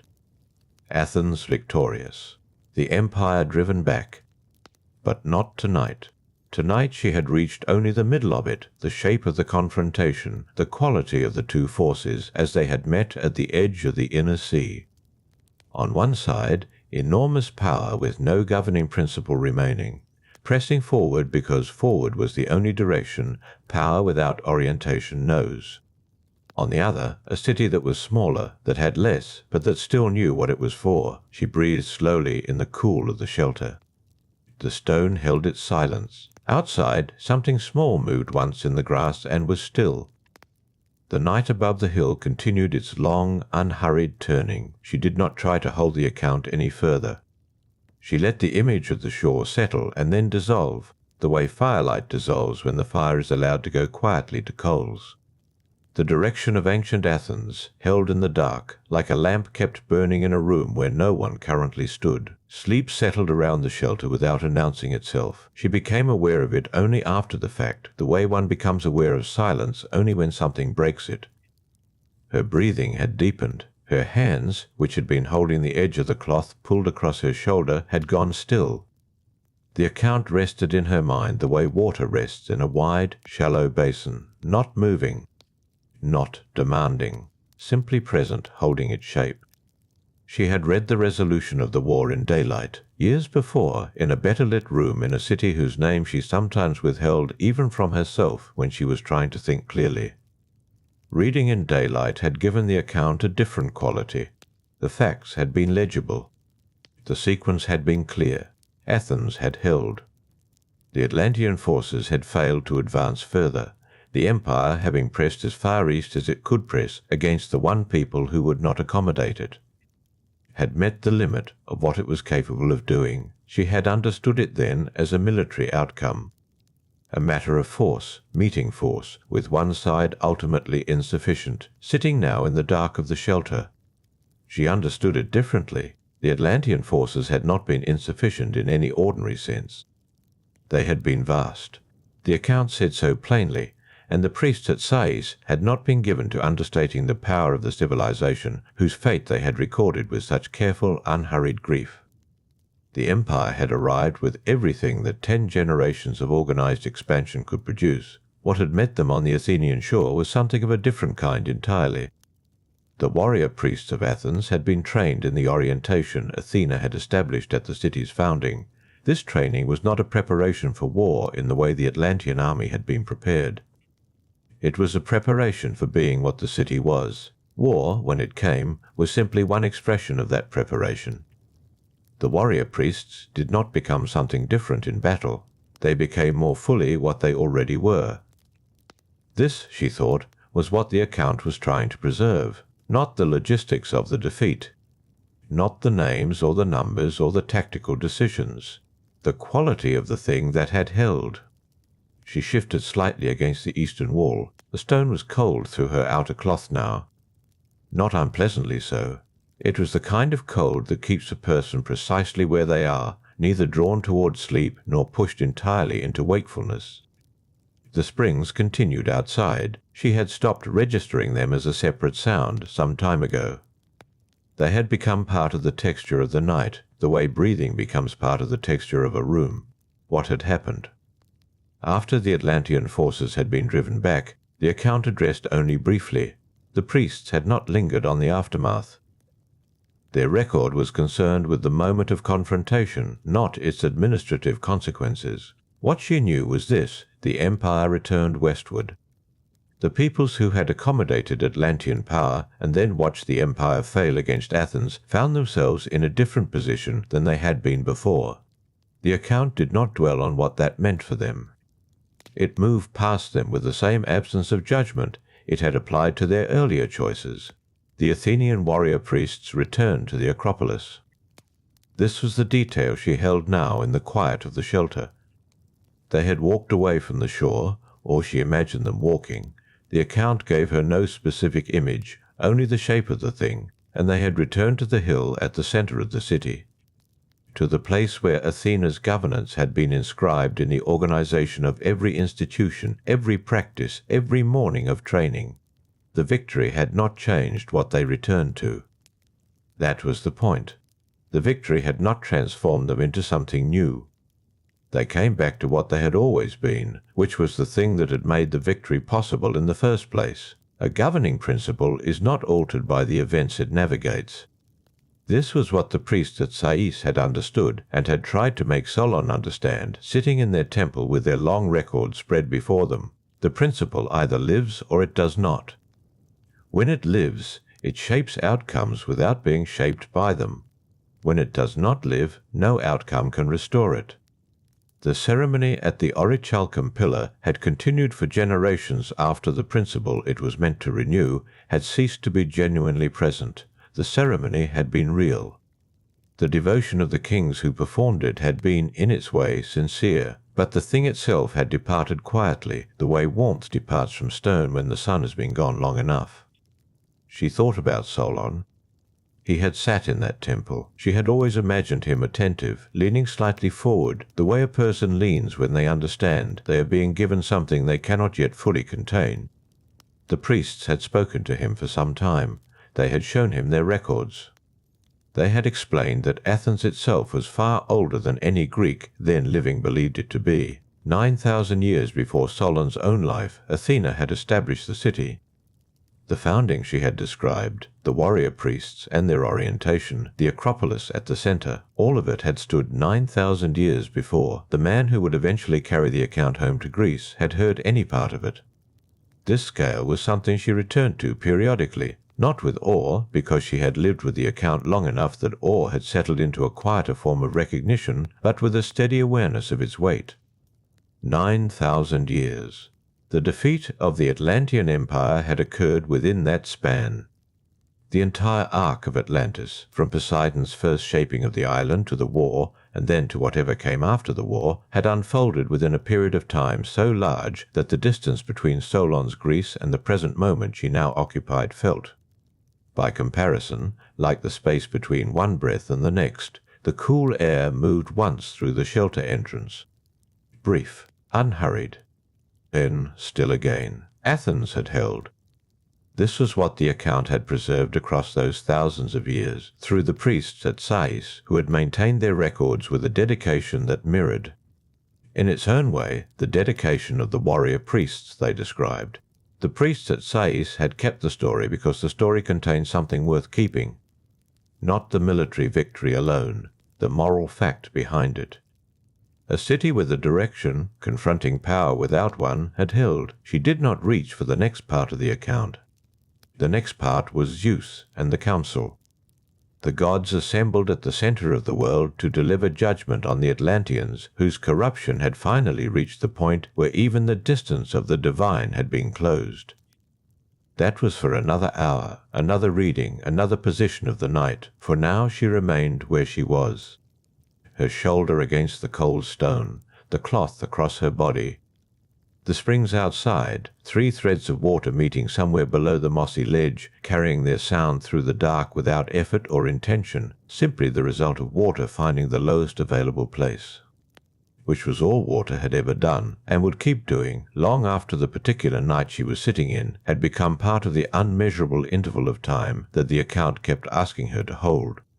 She closed her eyes. The darkness behind them was the same as the darkness of the shelter. Unbroken, quiet, holding nothing she needed to attend to. The warrior priests had walked back to the Acropolis. The springs ran on over the mossy stone. Somewhere in the long interval between those 2 moments she existed, reading. The night had not changed. This was the simple fact of where she was. The stone at her back, the cloth at her shoulder. The dark, unbroken by any source of light she had brought with her, because she had not needed light for some time now. The account having moved from the page into some place more interior, the way a long memorized passage stops being words arranged in sequence and becomes instead a kind of permanent weather in the mind. She let the silence settle for a while without filling it. The springs ran outside.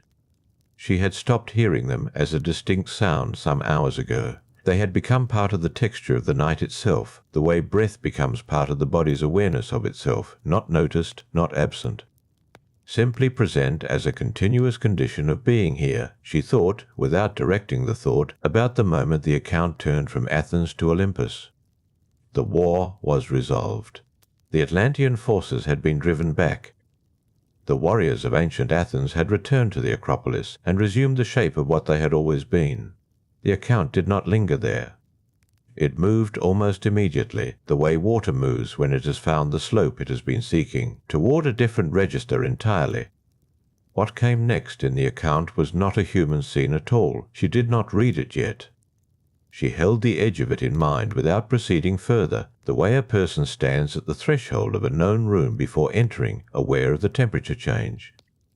Aware of the different quality of light that waits on the other side, but pausing in the doorway for a moment simply to acknowledge the passage. Zeus had watched.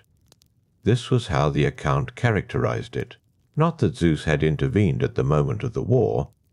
Not that divine attention had been brought to bear on the battle at the Athenian shore. The gods had not descended to assist or to obstruct.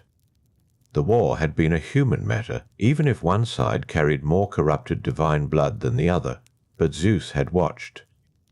The account implied this as a condition, a sustained observation from a distance so large that individual events were visible only as symptoms of a deeper pattern, the way a physician does not observe a single moment of a fever, but rather the arc of it, the direction it is travelling, the question of whether it is rising still or beginning at last to turn. The pattern Zeus observed was not the war. The war was late evidence of something that had been developing across many generations of Atlantean life.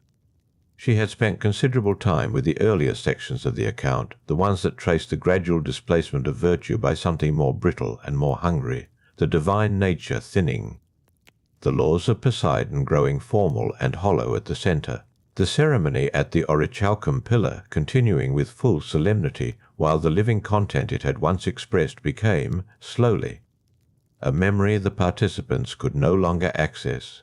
Zeus had seen the whole arc, not just the end of it. The account was careful about this. The gods, in the Platonic account, did not act impulsively or in the heat of a particular moment. The decision to call the council had not been provoked by any single event or outrage. It was the conclusion of a long observation. The Atlanteans had received a portion of the divine at the beginning, in the blood of Poseidon flowing through the line of Atlas and his brothers. That portion had not been squandered in a single generation, or 2, or 5. It had diminished so slowly that each generation of kings could look at the generation before it and see a reasonable continuity. And yet the direction of travel had been consistent, 1 degree at a time, always in the same direction. Until the accumulated distance between what the first sons of Poseidon had been and what the last inheritors of their bloodline had become was, when measured directly, an absolute transformation. She shifted her weight slightly. The stone was cold in the way stone becomes cold deep into the night, having surrendered whatever warmth the day had given it, having become by this hour a thing that only takes and does not return. She did not move away from it. The cold was part of where she was. The council, when Zeus called it, had assembled in silence. This was the detail that had always remained with her. The account described the gods gathered at the center of the world in a place most holy, and then the text stopped. Plato's Critias stopped. The sentence describing Zeus speaking to the assembled gods remained, in every version she had ever encountered, incomplete. The god opened his mouth, and the account did not record what followed. She had spent time thinking about this. There was one interpretation that said the incompleteness was accidental, a manuscript lost or a dialogue simply abandoned by its author before it reached its conclusion. She had no strong opinion on this. The textual fact remained regardless of its origin. The council had assembled. Zeus had prepared to speak, and the words themselves were absent. But the absence was not empty. The account had already told her what the judgment would produce. Not through this scene had been interrupted before it resolved, but through the much older layers beneath it, the records the priests at Sais had preserved, the knowledge they had offered. Solon, as casually as one offers a visitor water, here is what happened. Here is how it ended. This is what the sea now covers. The conclusion of the council was therefore not hidden. Only this particular rendering of the moment before the conclusion remained suspended, Zeus mid-breath, the assembled gods waiting, the center of the world holding the question that had not yet been answered aloud. She found she did not need it answered aloud. The gods had gathered because the pattern was undeniable. The Atlanteans had received a founding gift and had moved, generation by generation, away from it. The war with Athens had clarified something that Zeus had been observing across the longer arc. Not that Athens had won, but that the contrast between what Athens still was and what Atlantis had become was, by this point, measurable, visible, a fact that could not be held in the distance much longer without acknowledgement. A governing principle once lost does not simply remain absent. Its absence creates its own conditions. The springs outside shifted slightly, the way running water shifts when the slope feeding it changes some fraction of a degree, not stopping. Not louder, simply finding a slightly different path through the same channel it had always used. The sound returned to what it had been before. Continuous, patient. Having no stake in what direction it eventually reached. She was tired, she noticed. Not urgently. The tiredness was the same temperature as the cold of the stone, steady and unhurried. A quality of the hour rather than a demand. She let the image of the assembled gods remain where the account had placed them. Gathered, silent, waiting for words that would not arrive in this particular rendering of the scene. It was enough to know they had been there. That Zeus had seen the full arc. That the pattern, observed across all the generations from Atlas to the last corrupted inheritors, had reached the point of recognition. The center of the world. Holding the assembled silence of every divine presence the Greek imagination had ever named. Outside, the three springs carried on. The mossy ledge received them without comment. The water found the lowest place, as it had been finding it for longer than any account could measure. She let her eyes close again. Not in decision, simply in the way the body completes what the night has been building toward. The cloth held some of her warmth. The stone held its cold. The sound of water was the only thing that continued moving through the dark. What came next in the account was not the words Zeus spoke. It was what followed from them. The priests at Sais had described the outcome without ceremony. Solon had asked about old things, and they had answered with the directness of people who kept their records in a dry, well-ordered room.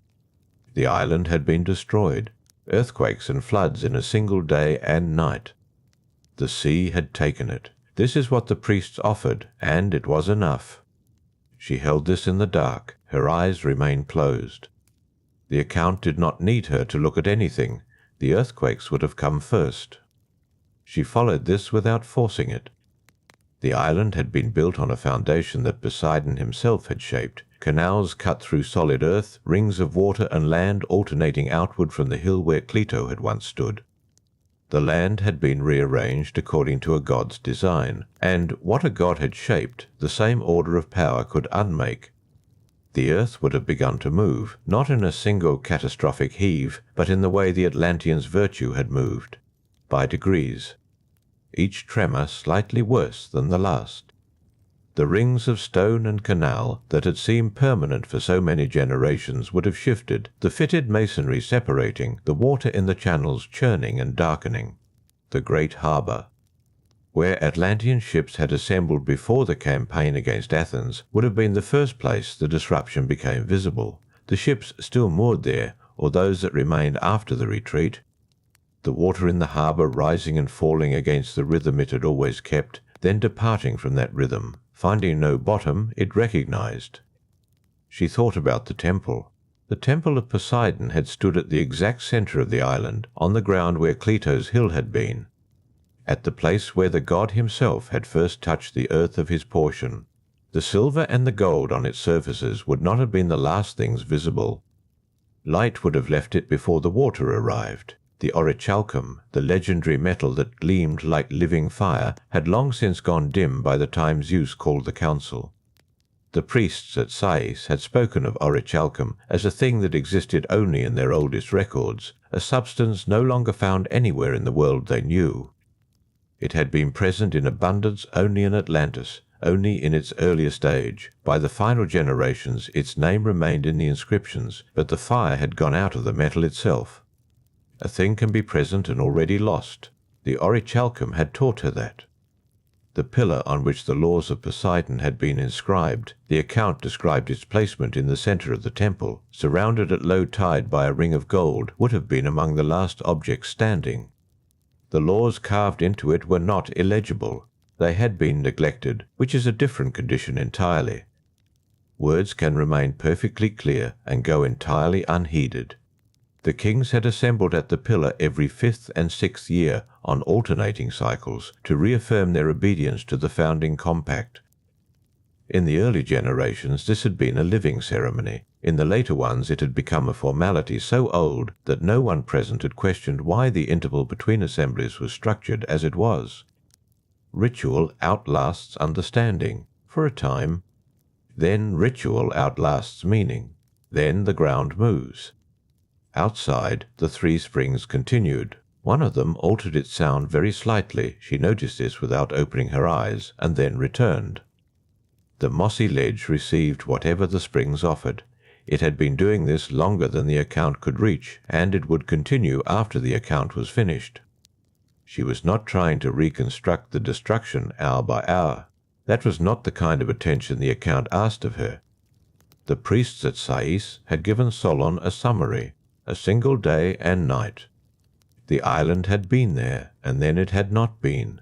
The sea, which had always surrounded Atlantis, had finally covered it. The surrounding had become the consuming. These were the same element, only a difference in elevation. What she found herself returning to was the quality of the silence that would have preceded it, after the gods assembled, after Zeus prepared to speak, in the suspended moment that Plato had not completed. The Atlanteans on their island would have known nothing about what gathered above them. The last of Poseidon's heirs, whatever his name was, the account did not name him. Which seemed right, would have been doing whatever it was. The last king of a diminished line does in the deep of an ordinary night. The sea around the island would have been quiet. The springs that Poseidon had raised from the earth, warm and cold, still running. The harbour still holding its ships. The temple still standing, dim and gold-dusted. The carved laws still legible to anyone who chose to read them.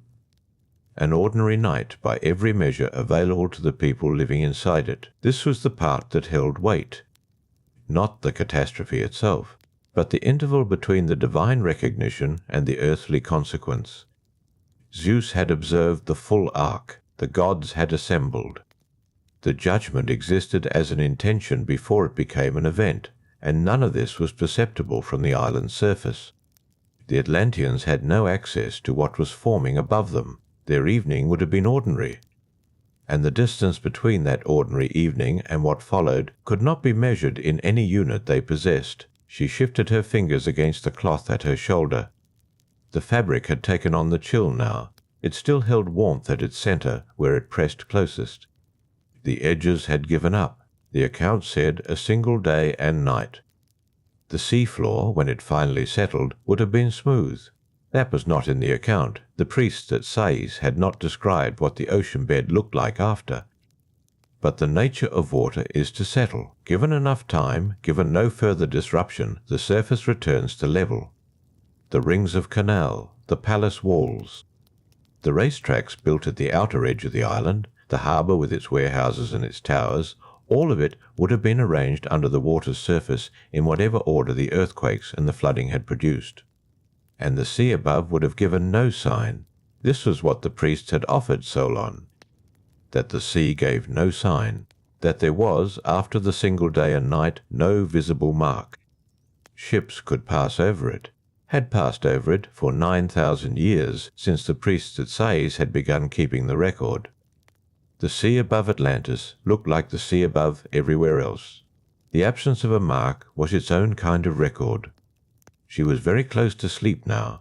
The account had reached the event it had always been moving toward. Not the council. The council had been the moment of recognition. This was the moment of completion. The island and the sea exchanging their relationship of surrounding for good. Outside, the water continued finding the lowest place. The springs did not know what they were describing. The ocean settled, not immediately, and not all at once. The way water settles after great disturbance is gradual and persistent. It levels from the edges inward. The outermost surface calms first. The deep turbulence working its way upward and dispersing into the wide horizontal expanse of undisturbed sea until there is no difference between the disturbed water and the water that never felt the disruption at all. This is how the sea erases, not by forgetting, but by leveling. She understood this without trying to. The three springs outside continued their low conversation. She had stopped distinguishing between them. They had become a single ambient sound, the way a room becomes its temperature, not distinct from the air but inseparable from it. The mossy ledge received what the springs offered, as it had been doing before she arrived and would continue doing after she had gone entirely into sleep. What she returned to now was Poseidon, not Poseidon at the moment of destruction. The account did not place him there, or not explicitly, and she had learned that what the account omitted was as instructive as what it contained. She found herself returning instead to the earliest image. Poseidon moving through the newly divided world, the gods receiving their portions. The sea, his inheritance, endless and salt-heavy, and within it this one island rising from the water with a hill at its centre and a mortal woman standing on that hill in the manner of someone who has not yet been seen. That had been the beginning. She held the image for a moment without adding to it. Cleito's hill. The first rings of land and water that Poseidon had carved around it.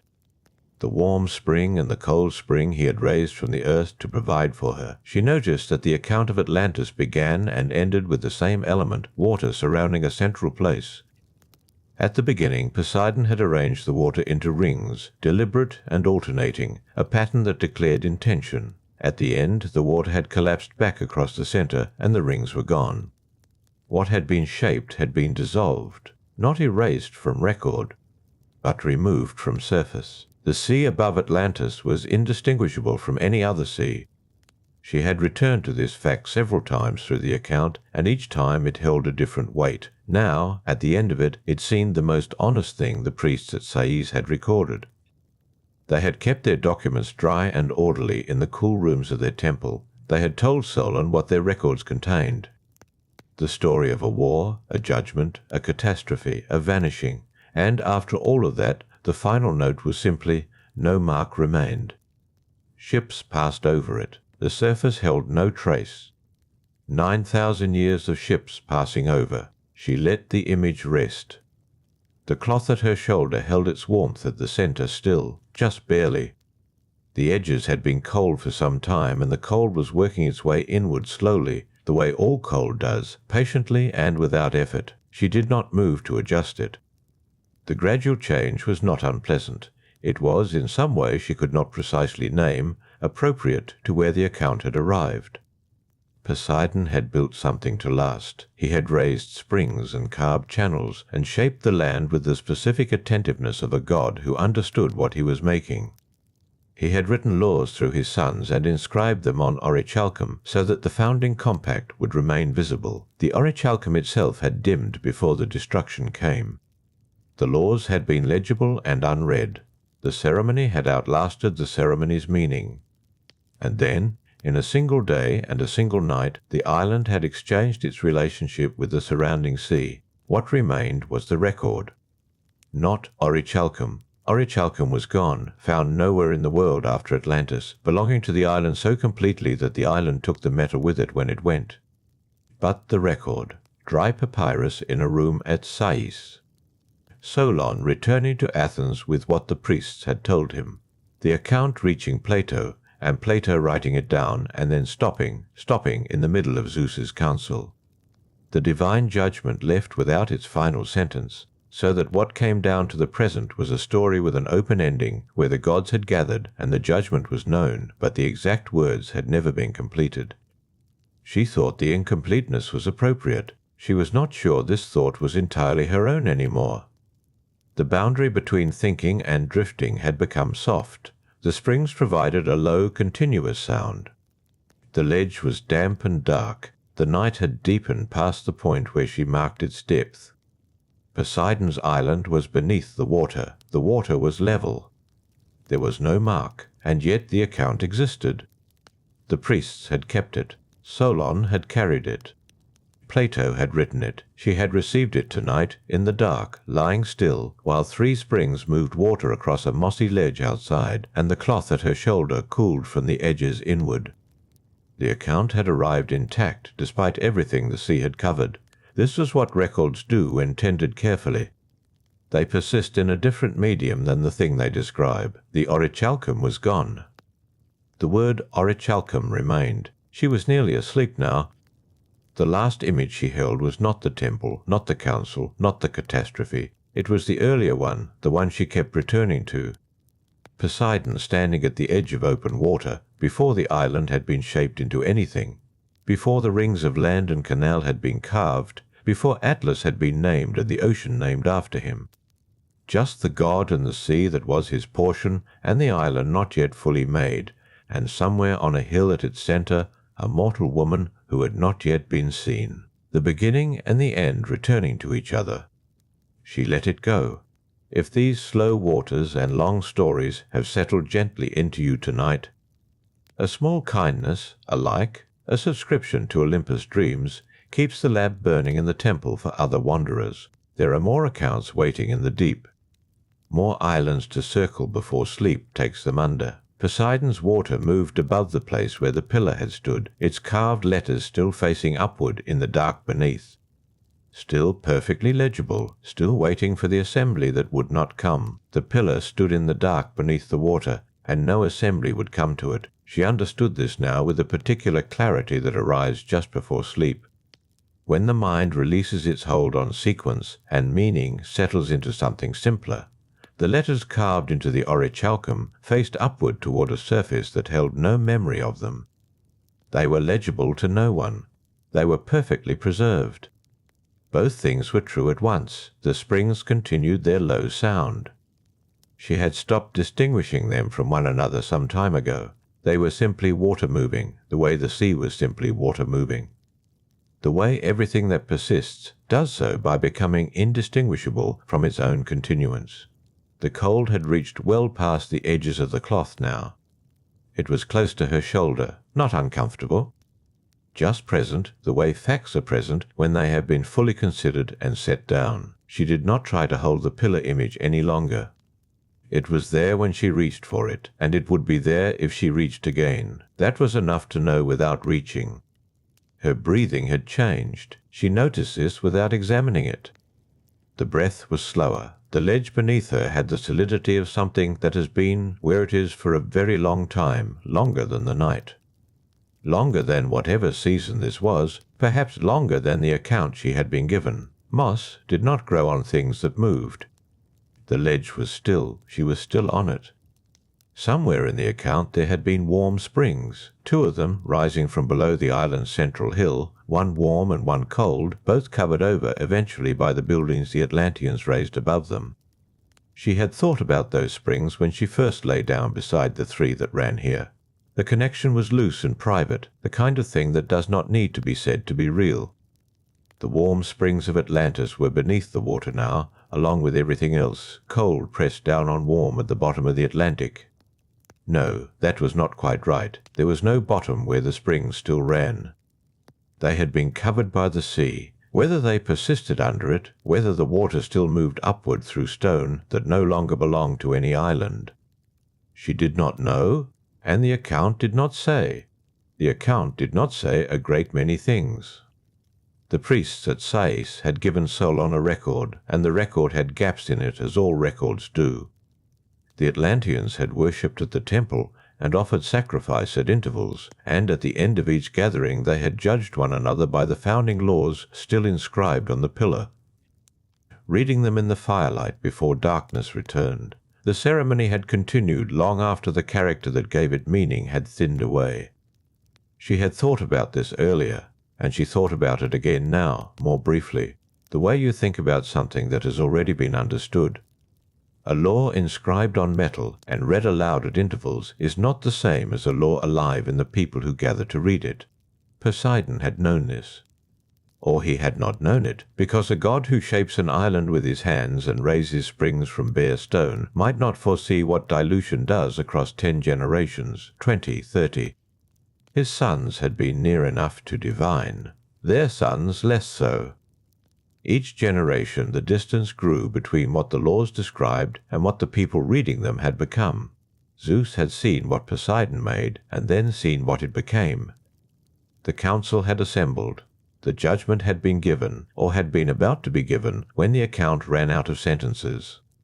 She returned to this, the incomplete ending that was perhaps more accurate than a completed one would have been. A punishment does not require its exact terms to be known. The sea recorded the outcome more precisely than any text could. The sea said, "The island is gone." The sea said, "No mark remains." That was the complete sentence. It had been written in water, which meant it could not be read directly, only described by those who came afterward and found the surface level and unmarked and understood what the levelness meant. Solon had understood. Plato had understood. The priests at Sais had kept the record specifically because they understood that the sea's sentence, though accurate, did not explain itself. She was drifting now. The thought about the priests had arrived slowly and departed slowly, like something floating past on a current that moved without urgency. Cleito on her hill. The image came back without her summoning it. Before the rings. Before Atlas was named. Before the temple was built and covered in silver and gold and orichalcum bright as fire. Just the hill at the center of an island that had not yet become anything in particular, and a mortal woman who had not yet been noticed by the god who would come to her, and the sea around everything. Open and patient, not yet named after anyone. This was where the story lived when it was not being told. The beginning was always there underneath the rest of it. The founding was always at the center, the way the hill had been at the center, the way the warm springs had been below the hill, the way the pillar had been inside the temple. Layer beneath layer, each one older and simpler than the one above it. And at the very bottom of all of it, just water, and an island, and a god who had been given this portion of the world and was standing at the edge of it deciding what to make. The springs beside her ran on. The cloth at her shoulder had surrendered most of its warmth. A thin circle remained at the center, the last of it, patient as the cold that had surrounded it from the beginning and would eventually have all of it. She felt this without minding it. The process had been so gradual that its completion felt continuous with everything that had come before. Sleep now, knowing that when you wake, other stories await. There are older stories still, waiting. Subscribing to Olympus Dreams is how you reach them. Poseidon stood at the edge of the water. The island had not yet been shaped. Somewhere on the hill at its center, Cleito had not yet been seen. The sea held everything the story would become, suspended in the moment before the god first moved his hands, and the land began to answer. The springs ran. The night continued. The ledge held still beneath her, patient and damp and older than any record kept in any room at Sais. She was asleep before the last warmth left the cloth, the orichalcum word still somewhere in her, not retrieved, not lost, simply present in the dark like a letter carved into metal at the bottom of the sea. Facing upward, perfectly legible, waiting for a light that would not come from anywhere except the story itself, beginning again.